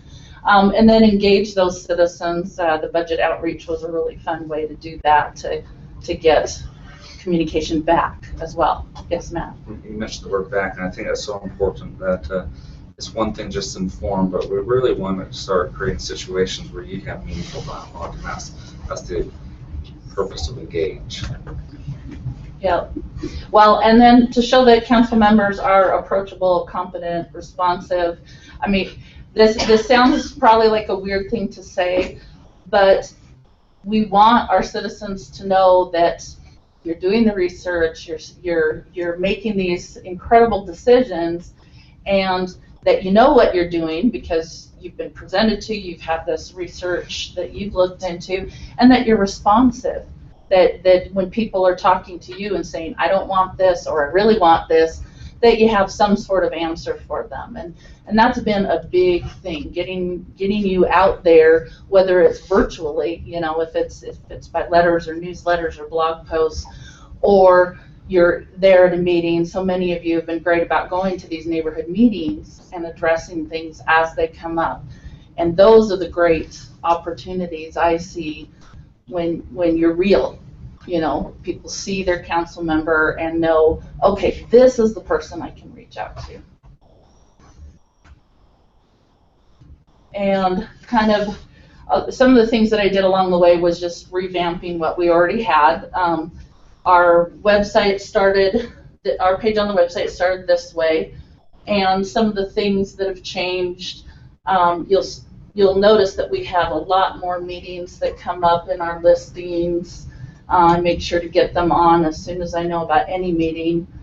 And of course, updating pictures is always good. And then we had some outdated pictures with former council members, and so made sure we got all those updated and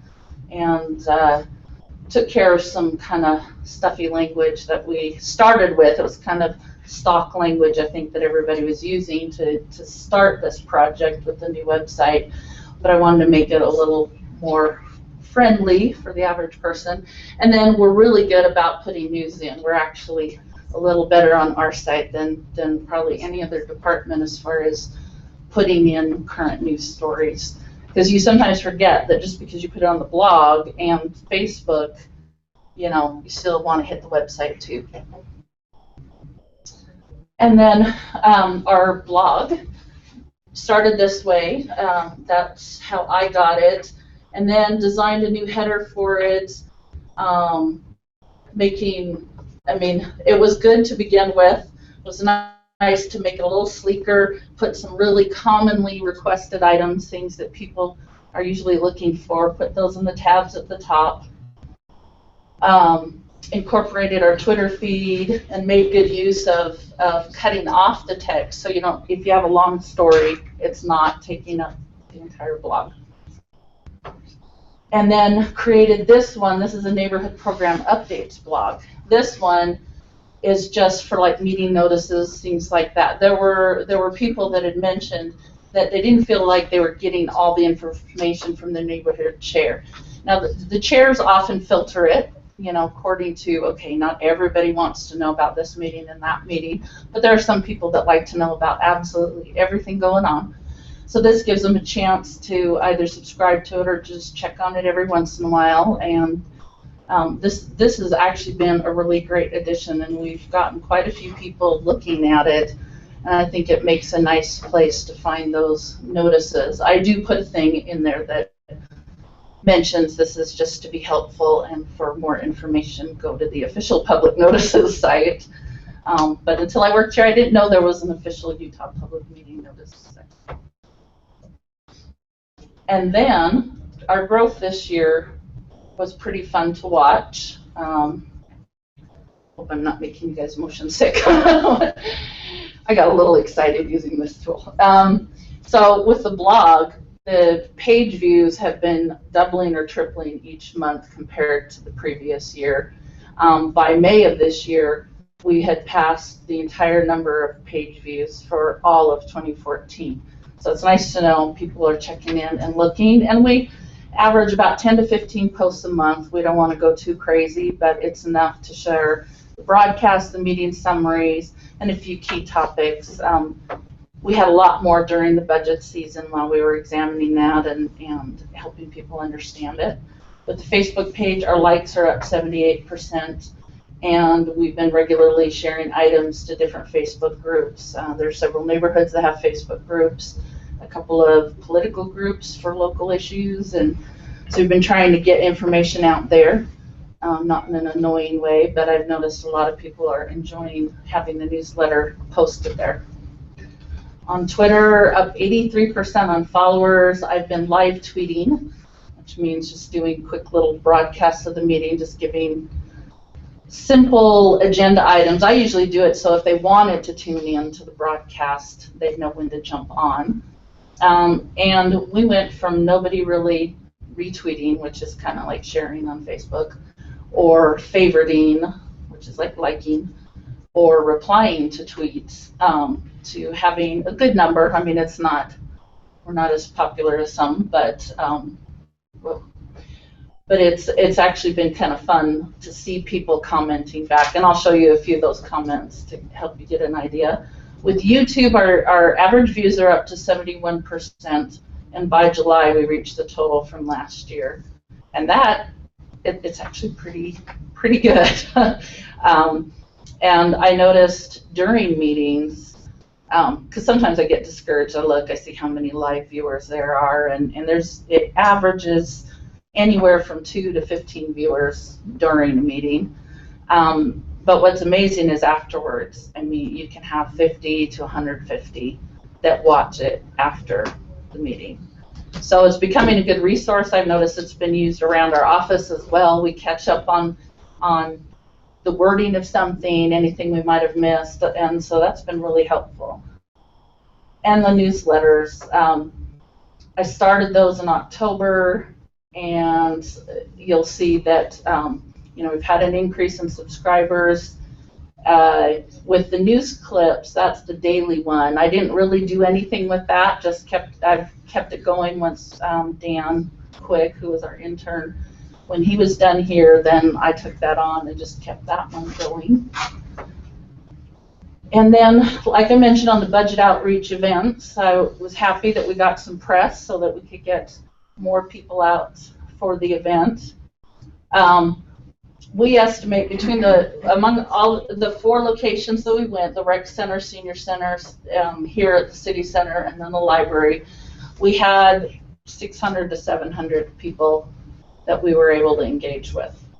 And I've heard that even the rec center beat last year just in being there. There's an amazing amount of traffic at the rec center. Our town hall meeting, we had about 15 people that were there in person, and the live broadcast, we had some technical issues. I've learned more about don't use Wi-Fi if you're broadcasting, because it doesn't work very well. But there were only 3 that watched it live, 28 viewed it later, but then our office put together a question and answer blog post that took those questions from that town hall and gave the answers and linked to information if necessary, and 80 people read that, and it had only been up maybe a month. So that got some great interaction. And then the responses. It's kind of funny because you get out there and you're delivering what overall seems kind of bad news as far as rates or fees or taxes increasing, but so many people were grateful to learn about it and learn what it was for, learn how we were supporting the city. A lot of great comments, especially about parks and recreation facilities, and so even though the news wasn't the happiest of news to deliver, we also were able to remind people of what great things the city is offering. And then our team put together handouts and infographics, and each one had a QR code that you could read with your phone and an internet address so that you could pop up a budget page we created and kind of have one-stop shopping for your budget information. And then we had the help of a student who did some programming and put together a utility bill calculator for us to help people compare the 2014 with the 2015 rates and kind of make some sense of what had happened. And here's from some of those events. That one was at the rec center. And then we did a few kind of visual aid sort of things. This one was to help us show the need for the police officer and doing the RAP tax, or no, the property tax. And then the library and the rec center both cooperated in allowing us to put up a graphic. So these were constantly rotating and helped us advertise. And then we appreciated the council members that were able to come out and meet the public. Sorry, I keep jiggling this thing. And then this was the town hall. And so on the is it working front, besides just the statistics, as a group we came together really well. I'm sorry, I'm just so proud of this. We won the Golden Can Award for our department in Provo City for getting together the most donations for the canned food drive. And that was a pretty exciting thing. I was worried that I would let everybody down because I was so new, and we did some really great things. Another thing that I am really excited about is how many of you as council members have helped me when I can't be there. You're sending me photos or asking other people to take photos and send them to me, and this is so great. We want to see where you are in the community, and thankfully I don't have to always be there to make that happen. You guys have been really great about sharing that with us, whether it's an event hosted by someone else or our bike ride that we did for Provo's birthday. And then the newsletters, the news clips, if you're getting those on a daily basis, that looks familiar. With the policy matters, just have gone with a pretty clean design, adding in different helpful links and highlights, the most current issues, and then a forecast of what's coming in the next agendas. And I found people really enjoy knowing, that an item that they were looking for is kind of coming soon. And then the helpful links have been a good one. The neighborhood-oriented blog or newsletter, this has been a really fun one with local stories, and then I put in these building blocks.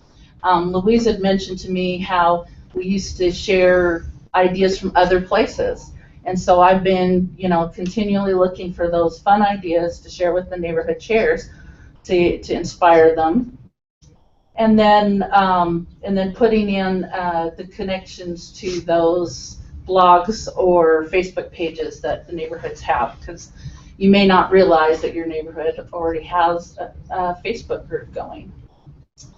And this started as a one-time thing, and now I include it every time, reminding people they have a voice. This is how you contact the city in general. This is how you contact the council. You can't get enough reminders of how to be heard. And then I told you I was going to show you some of these tweets. When we were talking about the recycling switching to weekly, we had people really excited about that, especially since they couldn't remember which week to put their trash or their recycling can out. Here's one where we got some good comments on our great shakeout drill. We have one where the staff, we were under the table and hiding from the earthquake. And then another one where I reported that the council members were all safe in the command center. And so we got some interaction on that. This one was just a fun one. We get a few silly ones, which are always interesting to manage from a government standpoint, because I know how I would react as me. But I thought it was fun because this is Stephen Cope, who's here in Provo, and he said, "You're changing the world." And then this is actually a reporter. I think he's with Fox. He's Channel 4. Oh, he's Channel 4. Sorry. Oh, I hate wrong attribution. He asked what's changing, and I just was serious, getting ready to build a new energy complex, and then Stephen comes back with hearts. Jason, they're changing hearts. So anyway, I have saved that one. It's nice.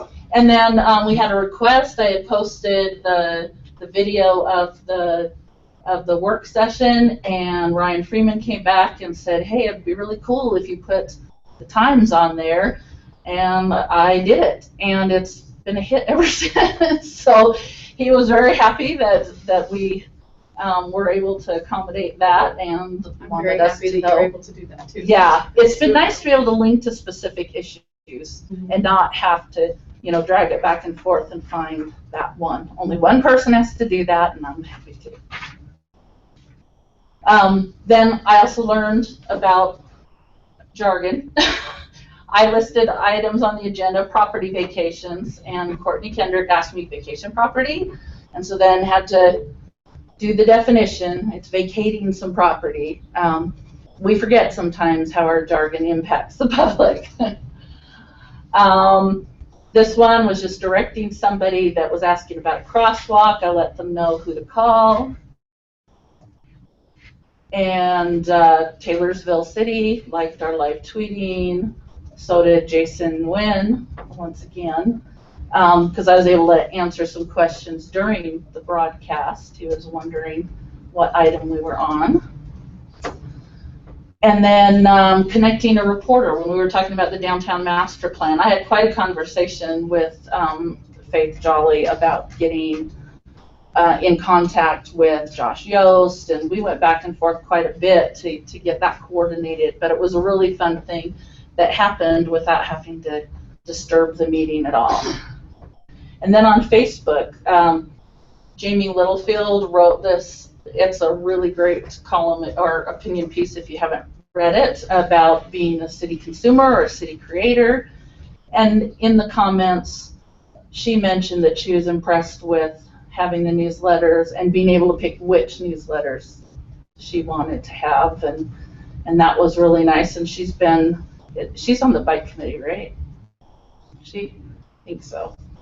But it's nice to hear that, especially from a really engaged member of the community, to know that you're helping. Here's another one. I actually did a column about, or a blog post about your voice being important in response to Jamie's editorial piece, because it is important that people know that they have a say in things, and it was just nice someone pulling that together with other resources that are out there, even mentioning the mayor's and the council's Facebook pages. And Wayne, you got mentioned too. And then this was a nice shout out from Mrs. McCord back there. It was nice to have her recommending the blog. We're trying to be that source of information when we can. We want people to be able to find the correct information, and the blog is how we're doing that. I was all excited about this. This was when I was originally on the agenda before we ran out of time. Just former council member, enjoying the fact that we're improving on our communications and looking forward to seeing what more we can do.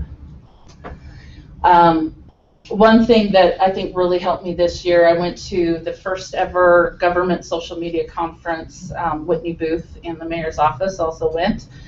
And it is amazing when you get together with other people who are doing government communications. It's such a different beast than business communications. And it was a lot of fun.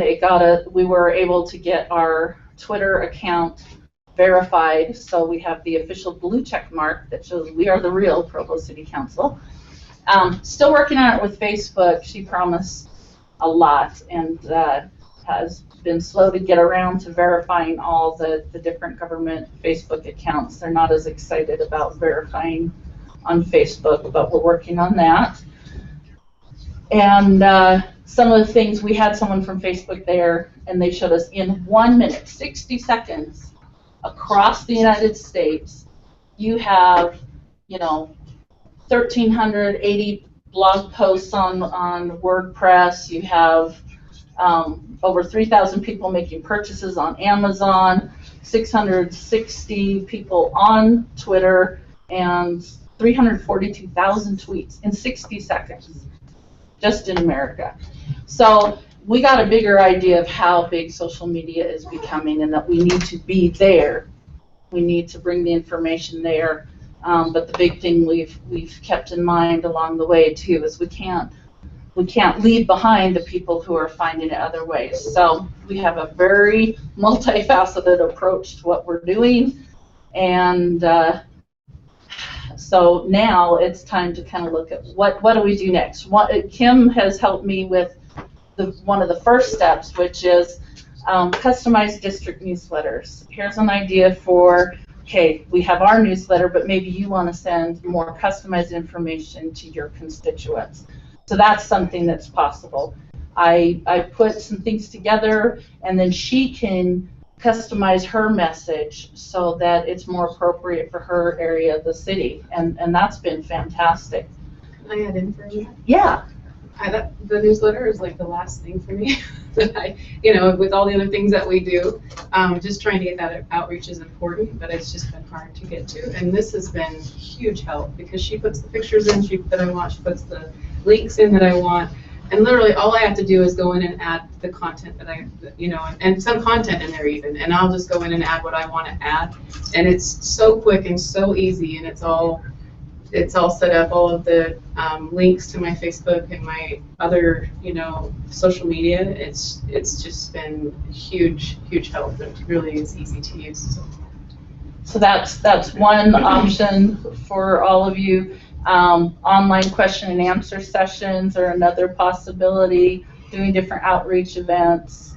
Thought about, kind of like job shadowing, seeing what other departments are doing. I'm guessing that's probably been done in the past, but that's always a fun one to do. Things like the TED-style talks where you have experts on a certain subject in a certain amount of time. But really, I'm open to a lot of ideas. We just want to keep the efforts moving forward, and I'm happy to be in this office. Karen, thank you so much. You add so much color and life and really bring to life and to light the items that we're doing and helping us get into the social media. We appreciate that. And I'll make two comments. One is an invitation to any who are here from the public or who are listening or who view this later to share with us how these are working for you and what additional measures you'd like to see us take to help us communicate with you. And secondly, certainly an invitation, as you made, Karen, to our council to share with her what improvements we can make and what we're doing, what's working well, and what we could improve. So, thank you, Karen. Appreciate that very much. Karen, I say. Just one comment. A while back, we'd asked for some individual resources from staff, and they'd offer to provide an hour a week for whatever we wanted. I think one way that I would like to suggest is a series of occasional 1 hour training sessions on social media. I know I'd be interested. I don't know if there'd be other council members that would like that. And not only on how we can utilize social media more effectively to reach our own constituents, but as I was watching this, I think there's a lot of opportunity for kind of some cooperation for how we can kind of boost what she's doing and how she can kind of help us with what we're doing. Thank you. Thanks, Dave. All right. Next, we'll turn to...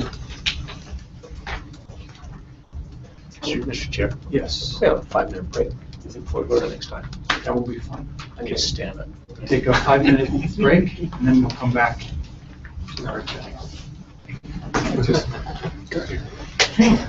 Yeah.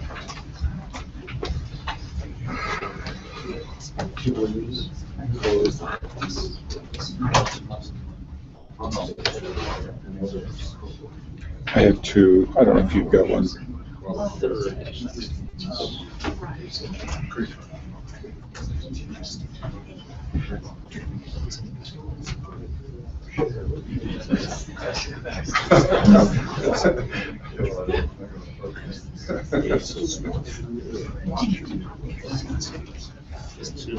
you guys. Yeah.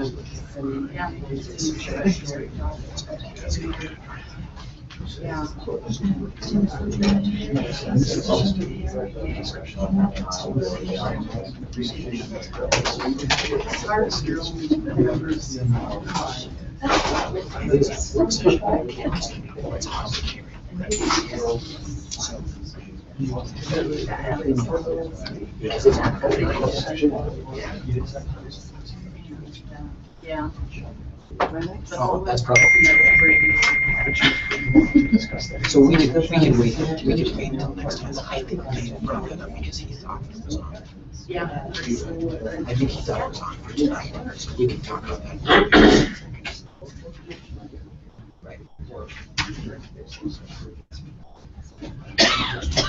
And you guys murder in this project. We've made commitments. Doing very good. But what's the social media? Yes, I want to. I'm looking for commitment, I have to. He says it won't happen. I have the one where he said it won't happen. Yeah, that's a page.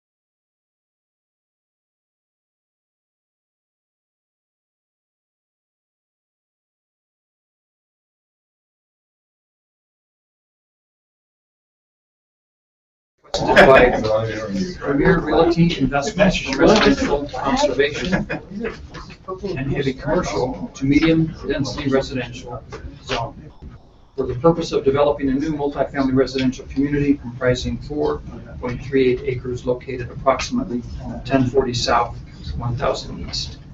Provo. Bill.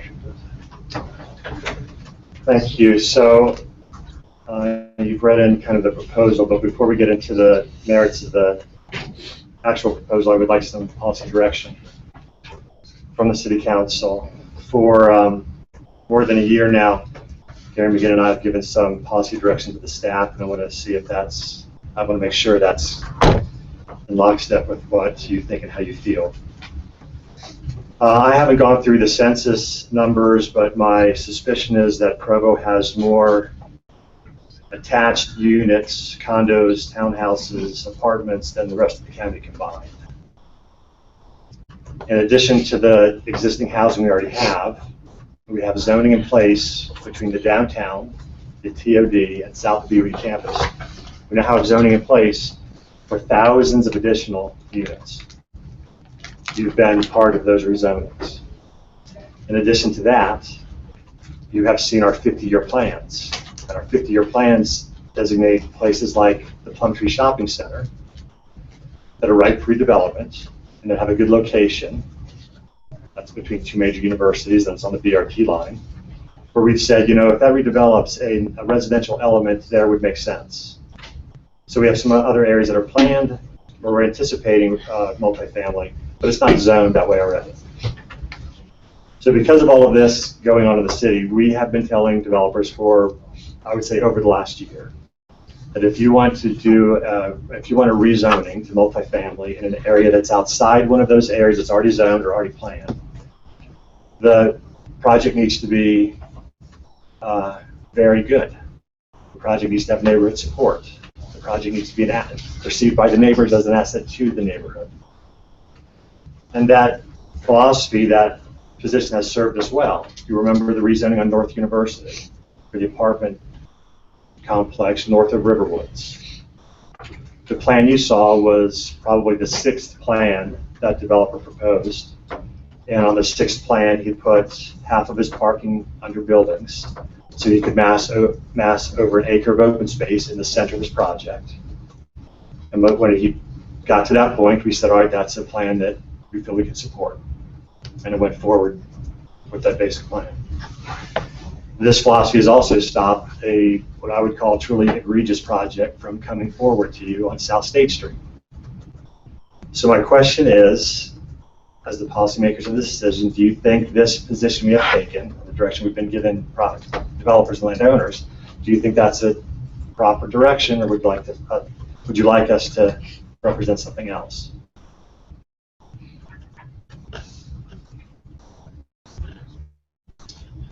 That's a hard question to answer immediately, but my answer would be you're giving proper direction at this point. Okay, I can go on with the presentation if you'd like time to think about it. If you'd like to talk about it, that's great, but at some point.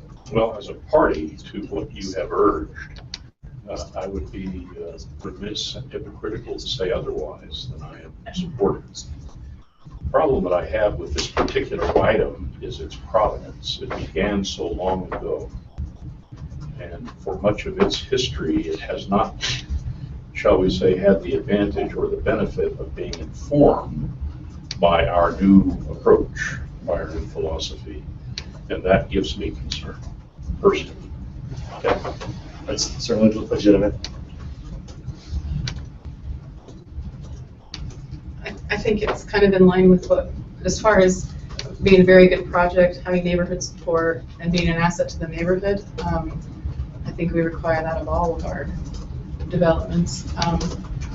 And I think there has been a concerted effort, as you mentioned, the other project that was denied on State Street. I think you make a good point about there are areas that are primed for high density and mixed use. And I think any of those projects should prove their benefit as well. You know, so I think that's perfectly in line with what I would want to see. see happen as well.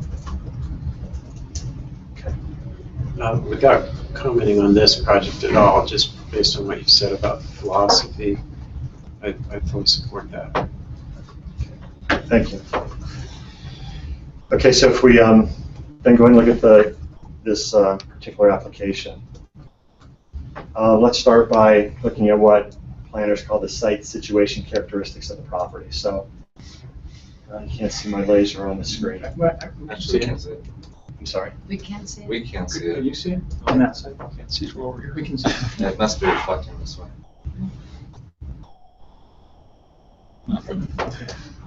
There's the subject property, right there. Okay. The property has no access to State Street, and therefore it really has little or no commercial value or ability. This is Carpenter Seed. They've been there for many, many years. That's an auto wrecking company. That's Provo Diesel. One of the limitations on this property, under any scenario, is that the access is not ideal. There's a city street to the south, 1000 East. That's a fully developed city street. This street to the west is 1060 North. 1060 North has... 1060 South. I'm sorry, 1060 South. Thank you. 1060 South has 25 feet or less of asphalt, no curb or gutter, no sidewalk. The problem with making that road to city standard, building it to city standards, is I think the sidewalk would be right up to some front doors on that street. There are some houses that are located really close to that.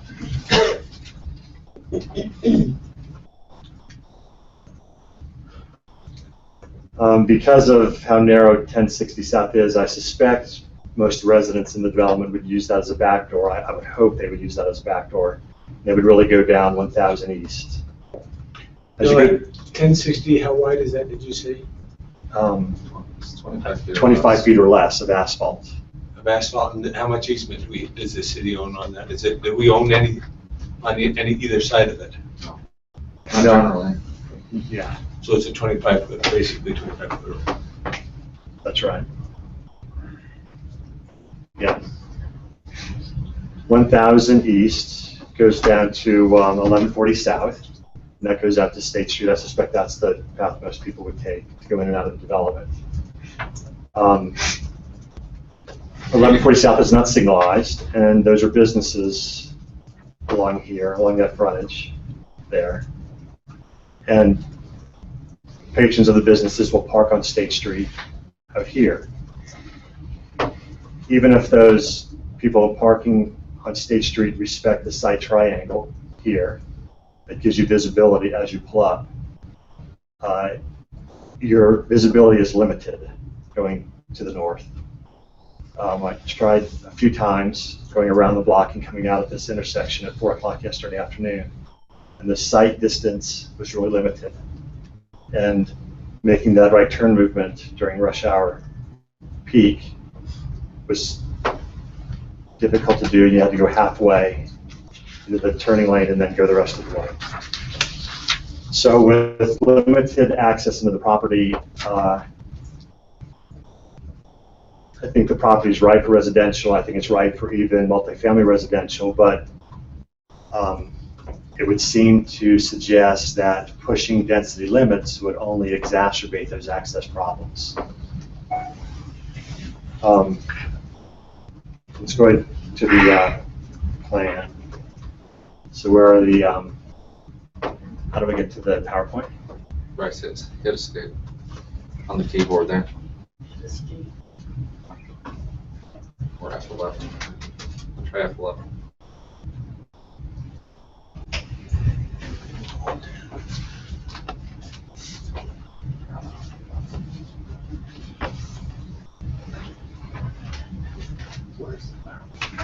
What's the presentation I sent over to the council office first? It's in the minutes file.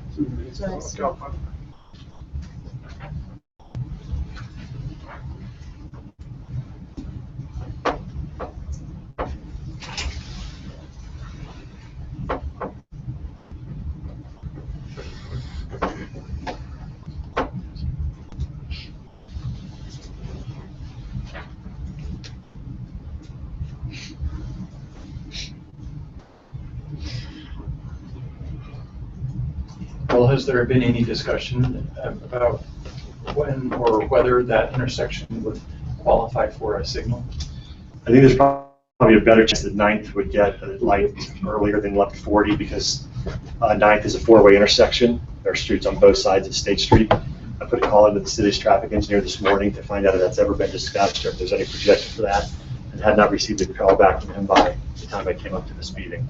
But my suspicion is that would be way before 1140 South, because 1140 South is only a three-way intersection. And 9th is the one by the cemetery. Right, so people could drive around the block, but it'd be a long way around the block to get to that light. But I suspect they would do that to get to the light.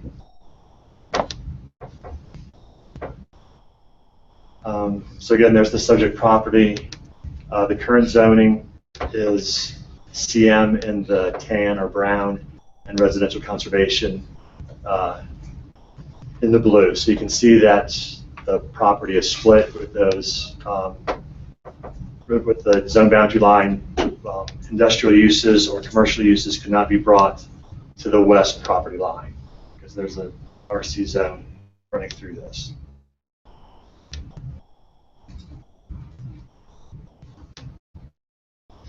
That's the 1060 South Street that we were talking about. You can see where those houses are located and how close some of those come to the existing asphalt.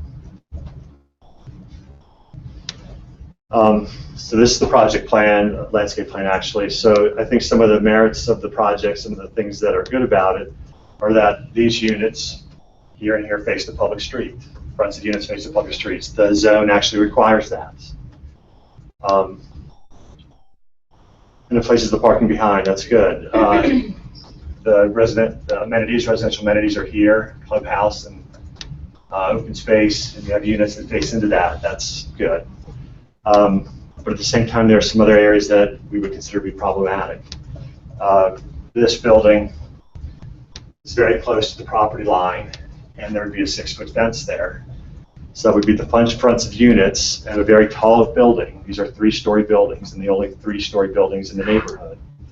All the surrounding uses, if they're attached, they're 2-story and they're side-by-side units.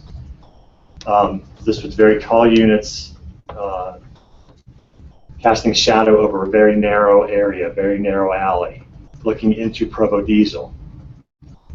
The second and third levels of this would have a very good vantage point into the industrial property. This similar situation occurs here. We're a very limited area looking into, on that side, it's about an 8-foot retaining wall because the auto wrecking yard that is here sits above this property. It's been filled in and graded up, so it's level with State Street at 8 or 10 feet higher than this property. So the first level of this will look into the retaining wall, and the second and third levels will look into the auto wrecking yard. Those buildings don't relate to the rest of the project. They're kind of off by themselves. There are areas here where you've got a large building and then it's asphalt up to the property line. That wouldn't be considered good design. You have areas of very narrow landscaping where I'm afraid it will be hard for a homeowners association to keep those areas alive. What typically happens in these developments, if they have trouble keeping it alive, is they just cement over it or put rocks there and they stop trying to keep it alive.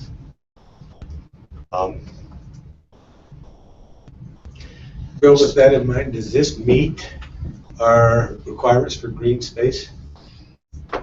It meets the area calculation for the green space, but this would suggest to me that we need to go back into the MDR zone and look at some additional requirements. For example, we have buffering requirements over here against single family. So they have met that setback, and that's why they have more landscaping on the other side of this driveway. But when you're a new commercial project, new residential project, going against existing commercial, we don't have those same buffering requirements. If this was residential built already, and then this was going in as a new commercial development, they'd be required to have that buffering on their side of the property line. So they would provide some buffering that you would want separating those uses. But if you have an existing commercial and a new residential goes in, we don't have those similar types of buffering requirements.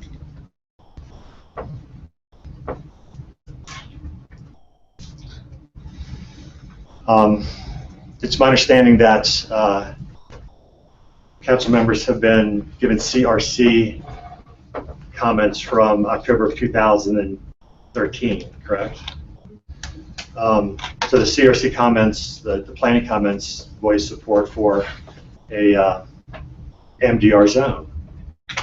And the MDR project that was proposed at that time was this. It was a townhouse development, 73 units.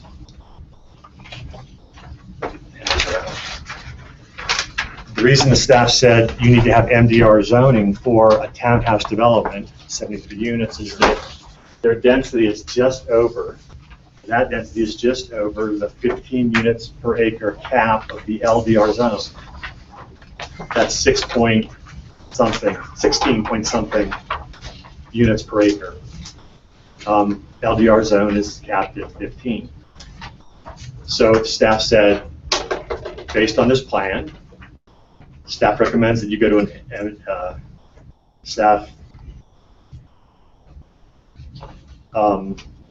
MDR zone would be required to do this because it's above the threshold of LDR. Okay. There are many things about this plan that I would say are superior to the other one. You see the units, these are townhouse units. The units along the south boundary, the units here, those which face into a townhouse development to the south. That helps this project relate to the neighborhood. In my opinion, you could do without perimeter fencing on that south boundary so that it didn't look like two separate projects, so that it looked more like one neighborhood. But this project then has some relation to what is existing out there. This plan doesn't have any relation to anything that's around.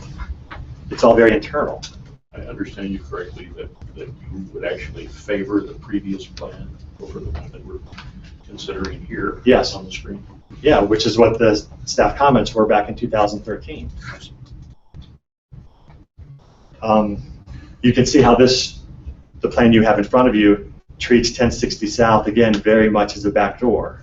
Now, engineering didn't like this plan because engineering really wanted, Public Works really wanted a public street connection that you see here. And that was one of the motivations from the developer to move in this direction, rather what you see in front of you. And I think once the developer heard MDR was acceptable to staff, the MDR includes a lot more than this. So I think his perception was MDR is acceptable. So if MDR is acceptable, this is MDR.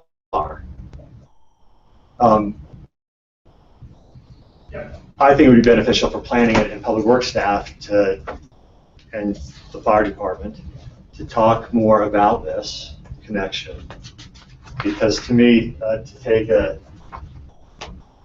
56-foot wide city right-of-way that stubs into 25 feet of asphalt, I just really wonder if we're not encouraging more traffic to go this way than we would want. And there were property owners from this street who were at the Planning Commission meeting saying they were very disturbed by this proposal.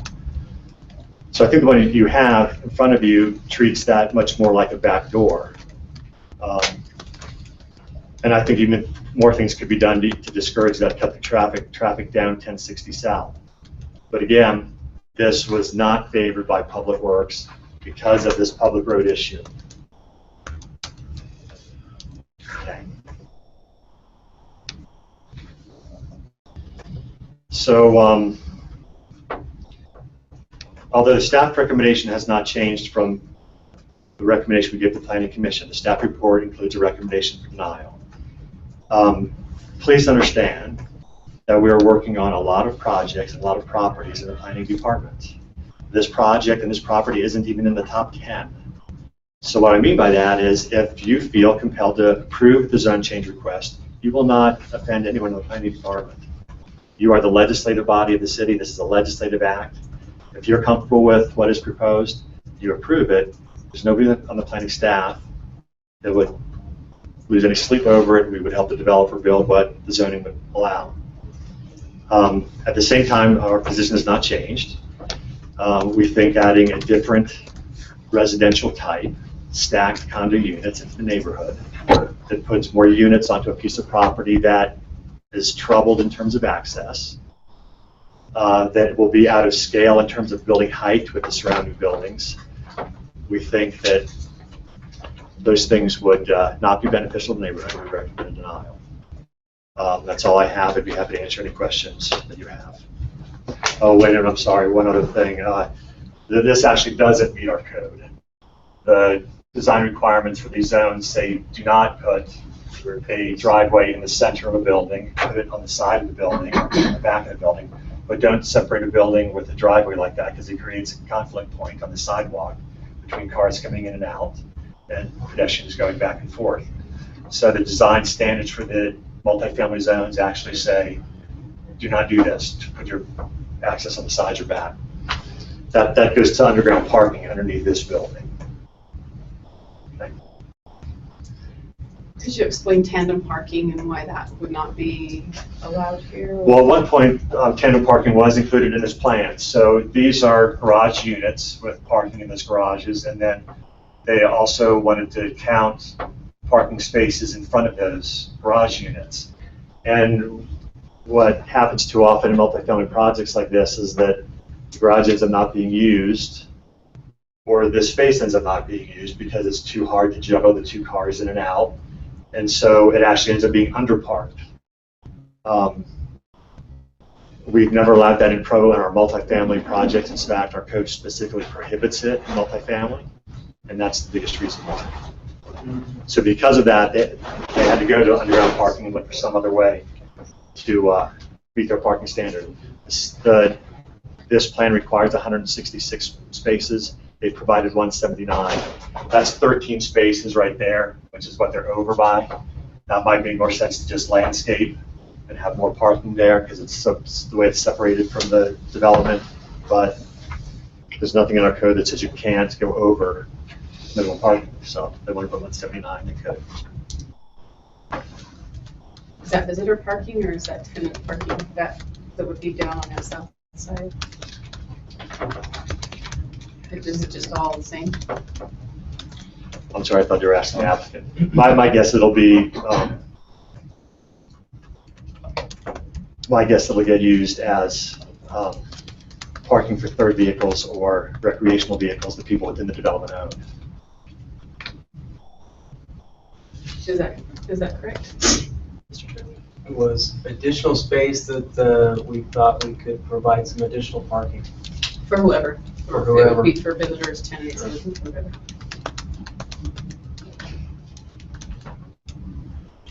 So, if the request for the zone change were approved by the council, what would the next steps be?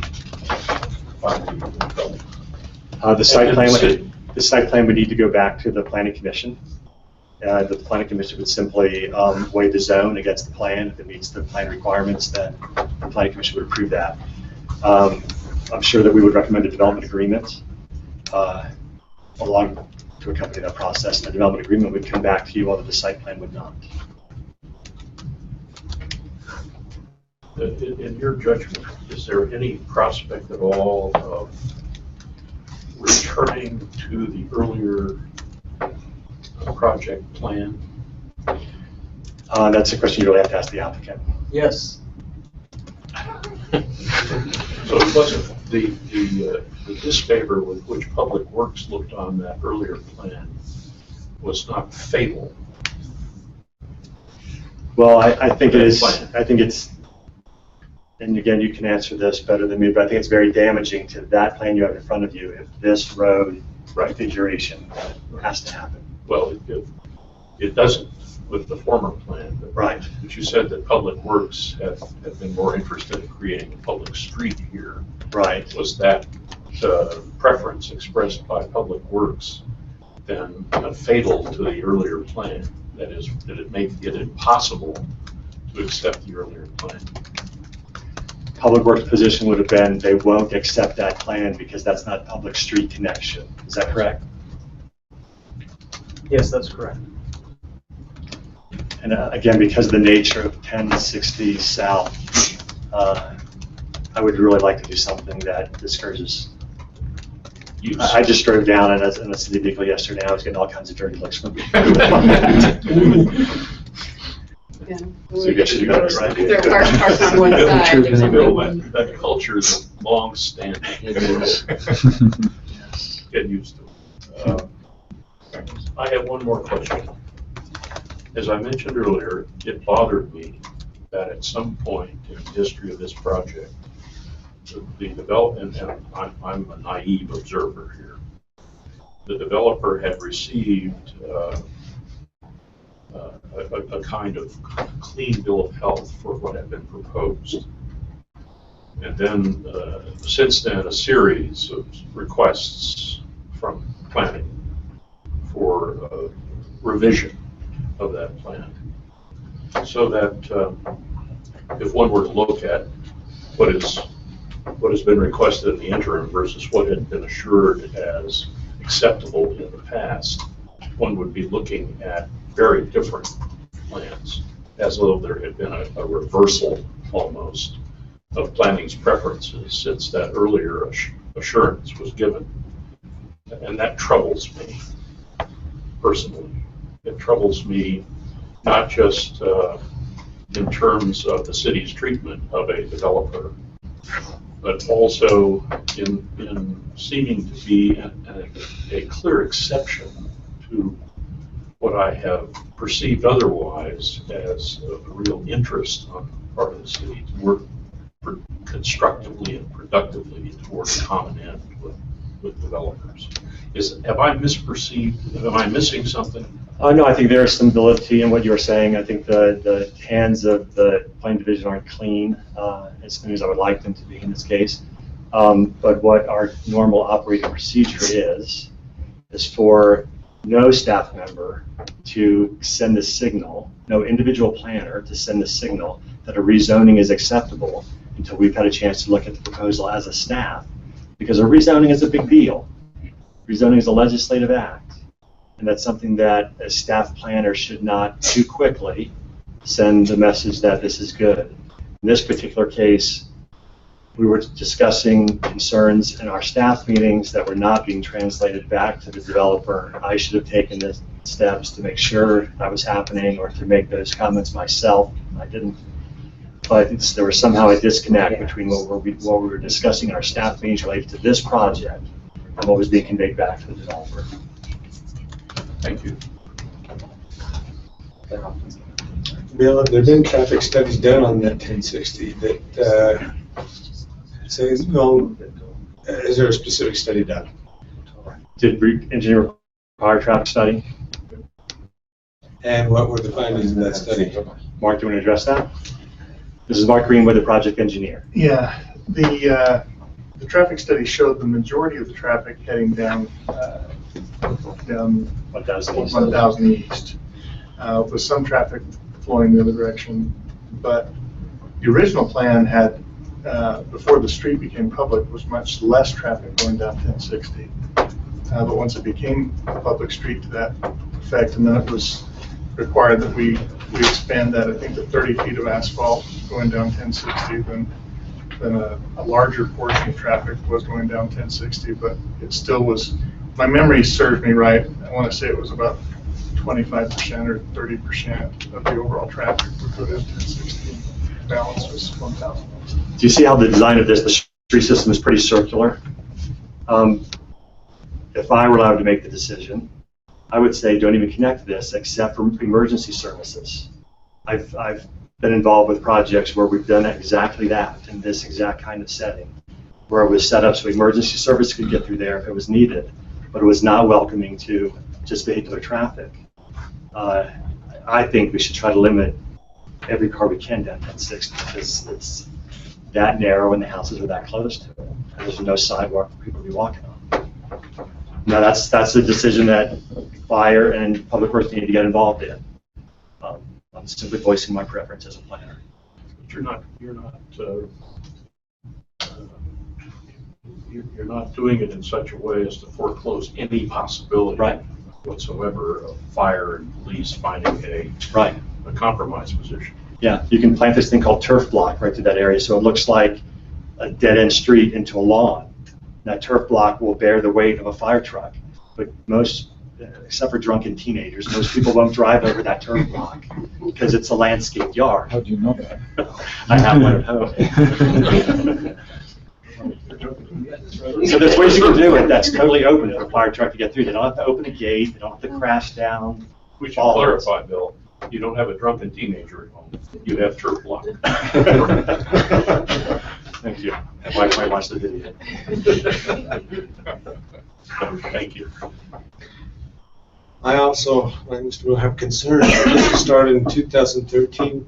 One question I do have, tell me about the process of a development plan. Does that have to go along with zone changes? Are we required to do that? Because I've heard both stories that, oh, we don't need the development plan to go along with the zone change. What is the city policy on that? Mr. McGinn, correct me if I'm wrong, but it's required by ordinance that a rezone application has all the requirements for a preliminary plan approval.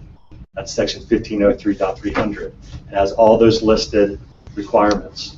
And part of those requirements are things like architectural renderings and floor plans and a lot of things that can run up a lot of cost to the developer very quickly. So it costs a lot of money to roll the dice in Provo if you're trying to get a zone change. And in the past, you have we try to work with developers. Tell me about that process, because that is really hard. Because I hear a lot of other cities say, I was talking with a developer. He says, I was in out of Lehigh in 20 minutes. What's the deal with that? Well, I've done zone changes in Lehigh, and I would be surprised that's the case. But they do not require anywhere near the level of detail we did. That's true. Do we need this much detail? Are we too hard on getting projects in? This is 3 years. This is wrong. Yeah. Planning philosophy is to take a step back and say, you know, is this property appropriate for MDR? If it's appropriate for MDR, then it moves forward. And, you know, classic planning wouldn't require all of that. It's because of how much multifamily zoning the city already has. The city council became very wary of that and took away all that multifamily zoning in Joaquin and replaced it with RC. It was the amount of how much multifamily residential we already have that made the city back way up from that. Okay, that was how pro zones got to come in and all the requirements for all the details down to countertops and paint colors. This RC zone was put in about the same time, or when was the RC zone? I believe so. That same 2004 yeah. Citywide rezone. Yeah. Well, and the other thing, we have. This State Street is a challenge, to say the least. We have so much infill. If we approve this, we are locking in this particular piece for the next 60 to 100 years, without regard to what's going on, what the other infill will be down the road. I wonder if we as a council need to actually stop and say, what is our plan on State Street? Have we got a development plan that's going to talk? Otherwise, we're going to get all these little infill pieces. With this type of project, and I'm not saying that this is a bad project, if it seems to fit, but is this where we're coming at? This is what's frustrating me to some degree. We're not planning at all for anything to the north. I don't know if we can get it. For the north will be challenging because I think probably Provo Diesel is a productive business, and I would say they probably don't want to be. No, I can't be recognized, okay. My guess is they wouldn't want to be interrupted Bob. They seem to be a productive business. This map is in the neighborhood plan. We're working on 3 neighborhoods in one plan right now. And this has happened while this project has been going on, and this is news and late news to the property owner because this planning effort for the neighborhoods just started 6 months ago or something like that. That red X is this property. So right now the draft plan is to show these areas in yellow as LDR, low density residential. But I'll be honest with you, we've even gotten kickback on just showing this. We've got a significant faction of the neighborhood saying, the neighborhood has enough of this type of housing, we want more single family detached. As the planners were struggling with that because this large LDR area that you're looking at, that's all zoned M1 right now. That's industrial zoning right now, and there are some industrial uses there. Can we really expect to get single-family housing in what is already zoned industrial and what already has some industrial businesses interrupting that area? So that's why you see this on the draft plan as LDR, not a single family. That's an issue that the staff will continue to work through this neighborhood process. But in answer to your question, Mr. Winterton, we're trying to do more fine-grained planning through these neighborhood plans. We're just not there yet on this one. And it's hard. This is a real hard piece. Single family by the railroad tracks? As sandwiched between the railroad tracks and State Street, a pretty narrow corridor, yeah. Is there a neighborhood meeting planned to, or have they had neighborhood meetings as we usually with these developments? Yeah, so there's been a steering committee and there's been neighborhood No, meetings. I'm sorry, with this project. There's this project, yeah, okay. So this proposal has had a neighborhood meeting? Yeah, the neighborhood chair was at the planning commission meeting and voiced support. Mr. Ruff. That's in your ROA. Right. And that was a public meeting. Was it? They had a neighborhood meeting. How 2013? Which plan did they see? Maybe that's one. I think they've seen both. Have they seen them? Okay. Is that your area? Yeah. Or your Yeah, but you pointed out that Mr. Ruff is the former neighborhood chair. They're having an election right now. Election's going on right now for a new chair. So when was the neighborhood meeting that you reported on? Was it recent or was it 2 years ago? It was last fall. Most recent.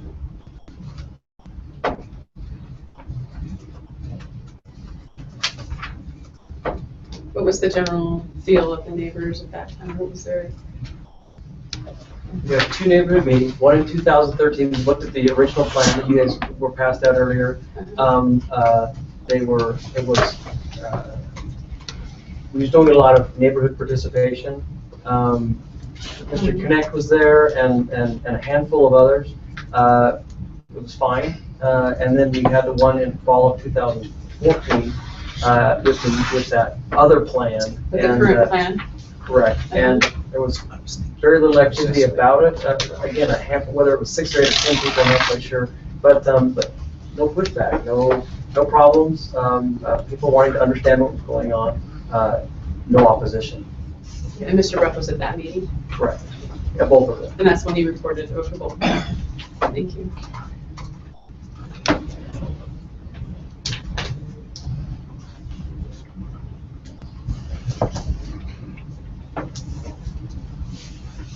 Other questions for Mr. Pepperoni? Yeah, one more. Go back to my development plan. What do we need to consider a zone change then? Are we at the point that you have everything you need to give to the council to consider that zone change? Or are there still things that we need to have to consider that zone change? No, you have everything in front of you to consider the zone change. The zone change and site plan went to planning commission at the same time, but since they recommended denial on the zone change, they didn't approve the site plan, so we just take the site plan back to them. So nothing else is needed on this application. So I don't see any elevations. Are we involved in that, or we don't have to worry about elevations and things? Or? Because architectural renderings are required by the code, but those are expensive to do. We have allowed developers to give us photographs that show what it is that describes the development. Now, we recently got burned on this by a developer because what he came in and proposed on his final drawings were only similar to the preliminary photographs if you looked at them with one eye from about a mile away. That's about how much they resembled each other. So we've asked to have some type of written narrative that describes, okay, what do you mean by these elevations? Tell us in terms of building materials and roof pitch and roof materials and architectural theme, architectural design elements. Give us something in writing, and we have not received those. So in that regard, it is lacking that to go back to planning commission.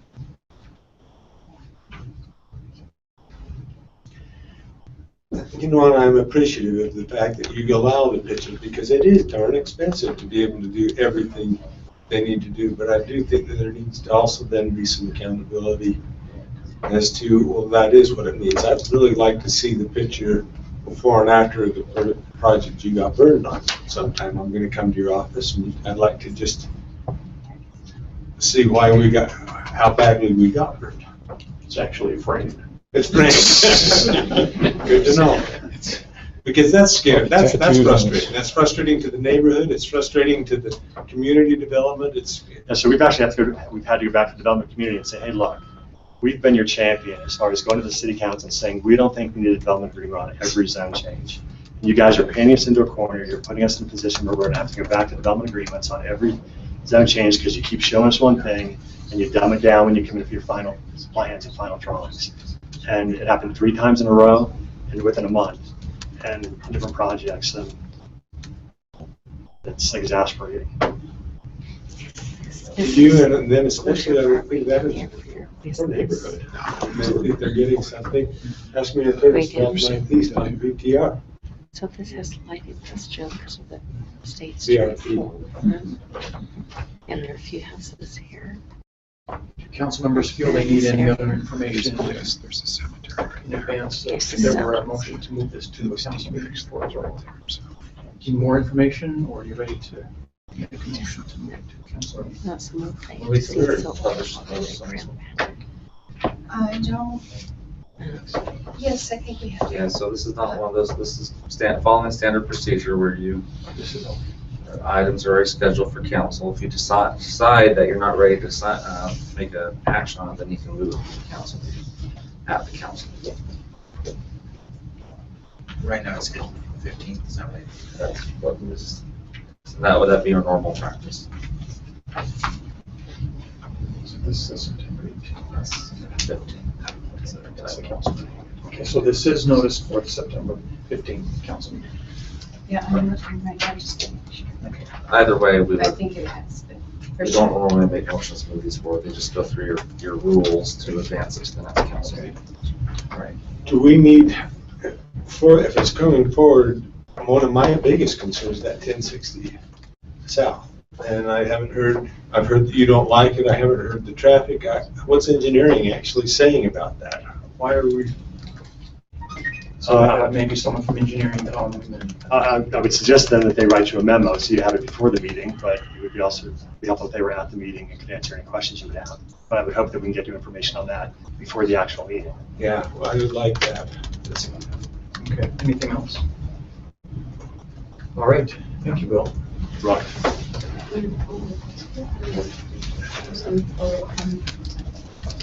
This notice for September 15th.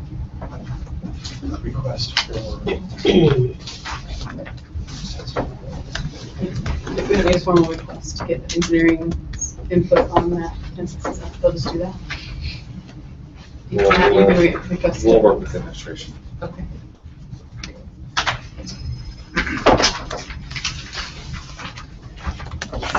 All right, a closed session has been requested, so Brian.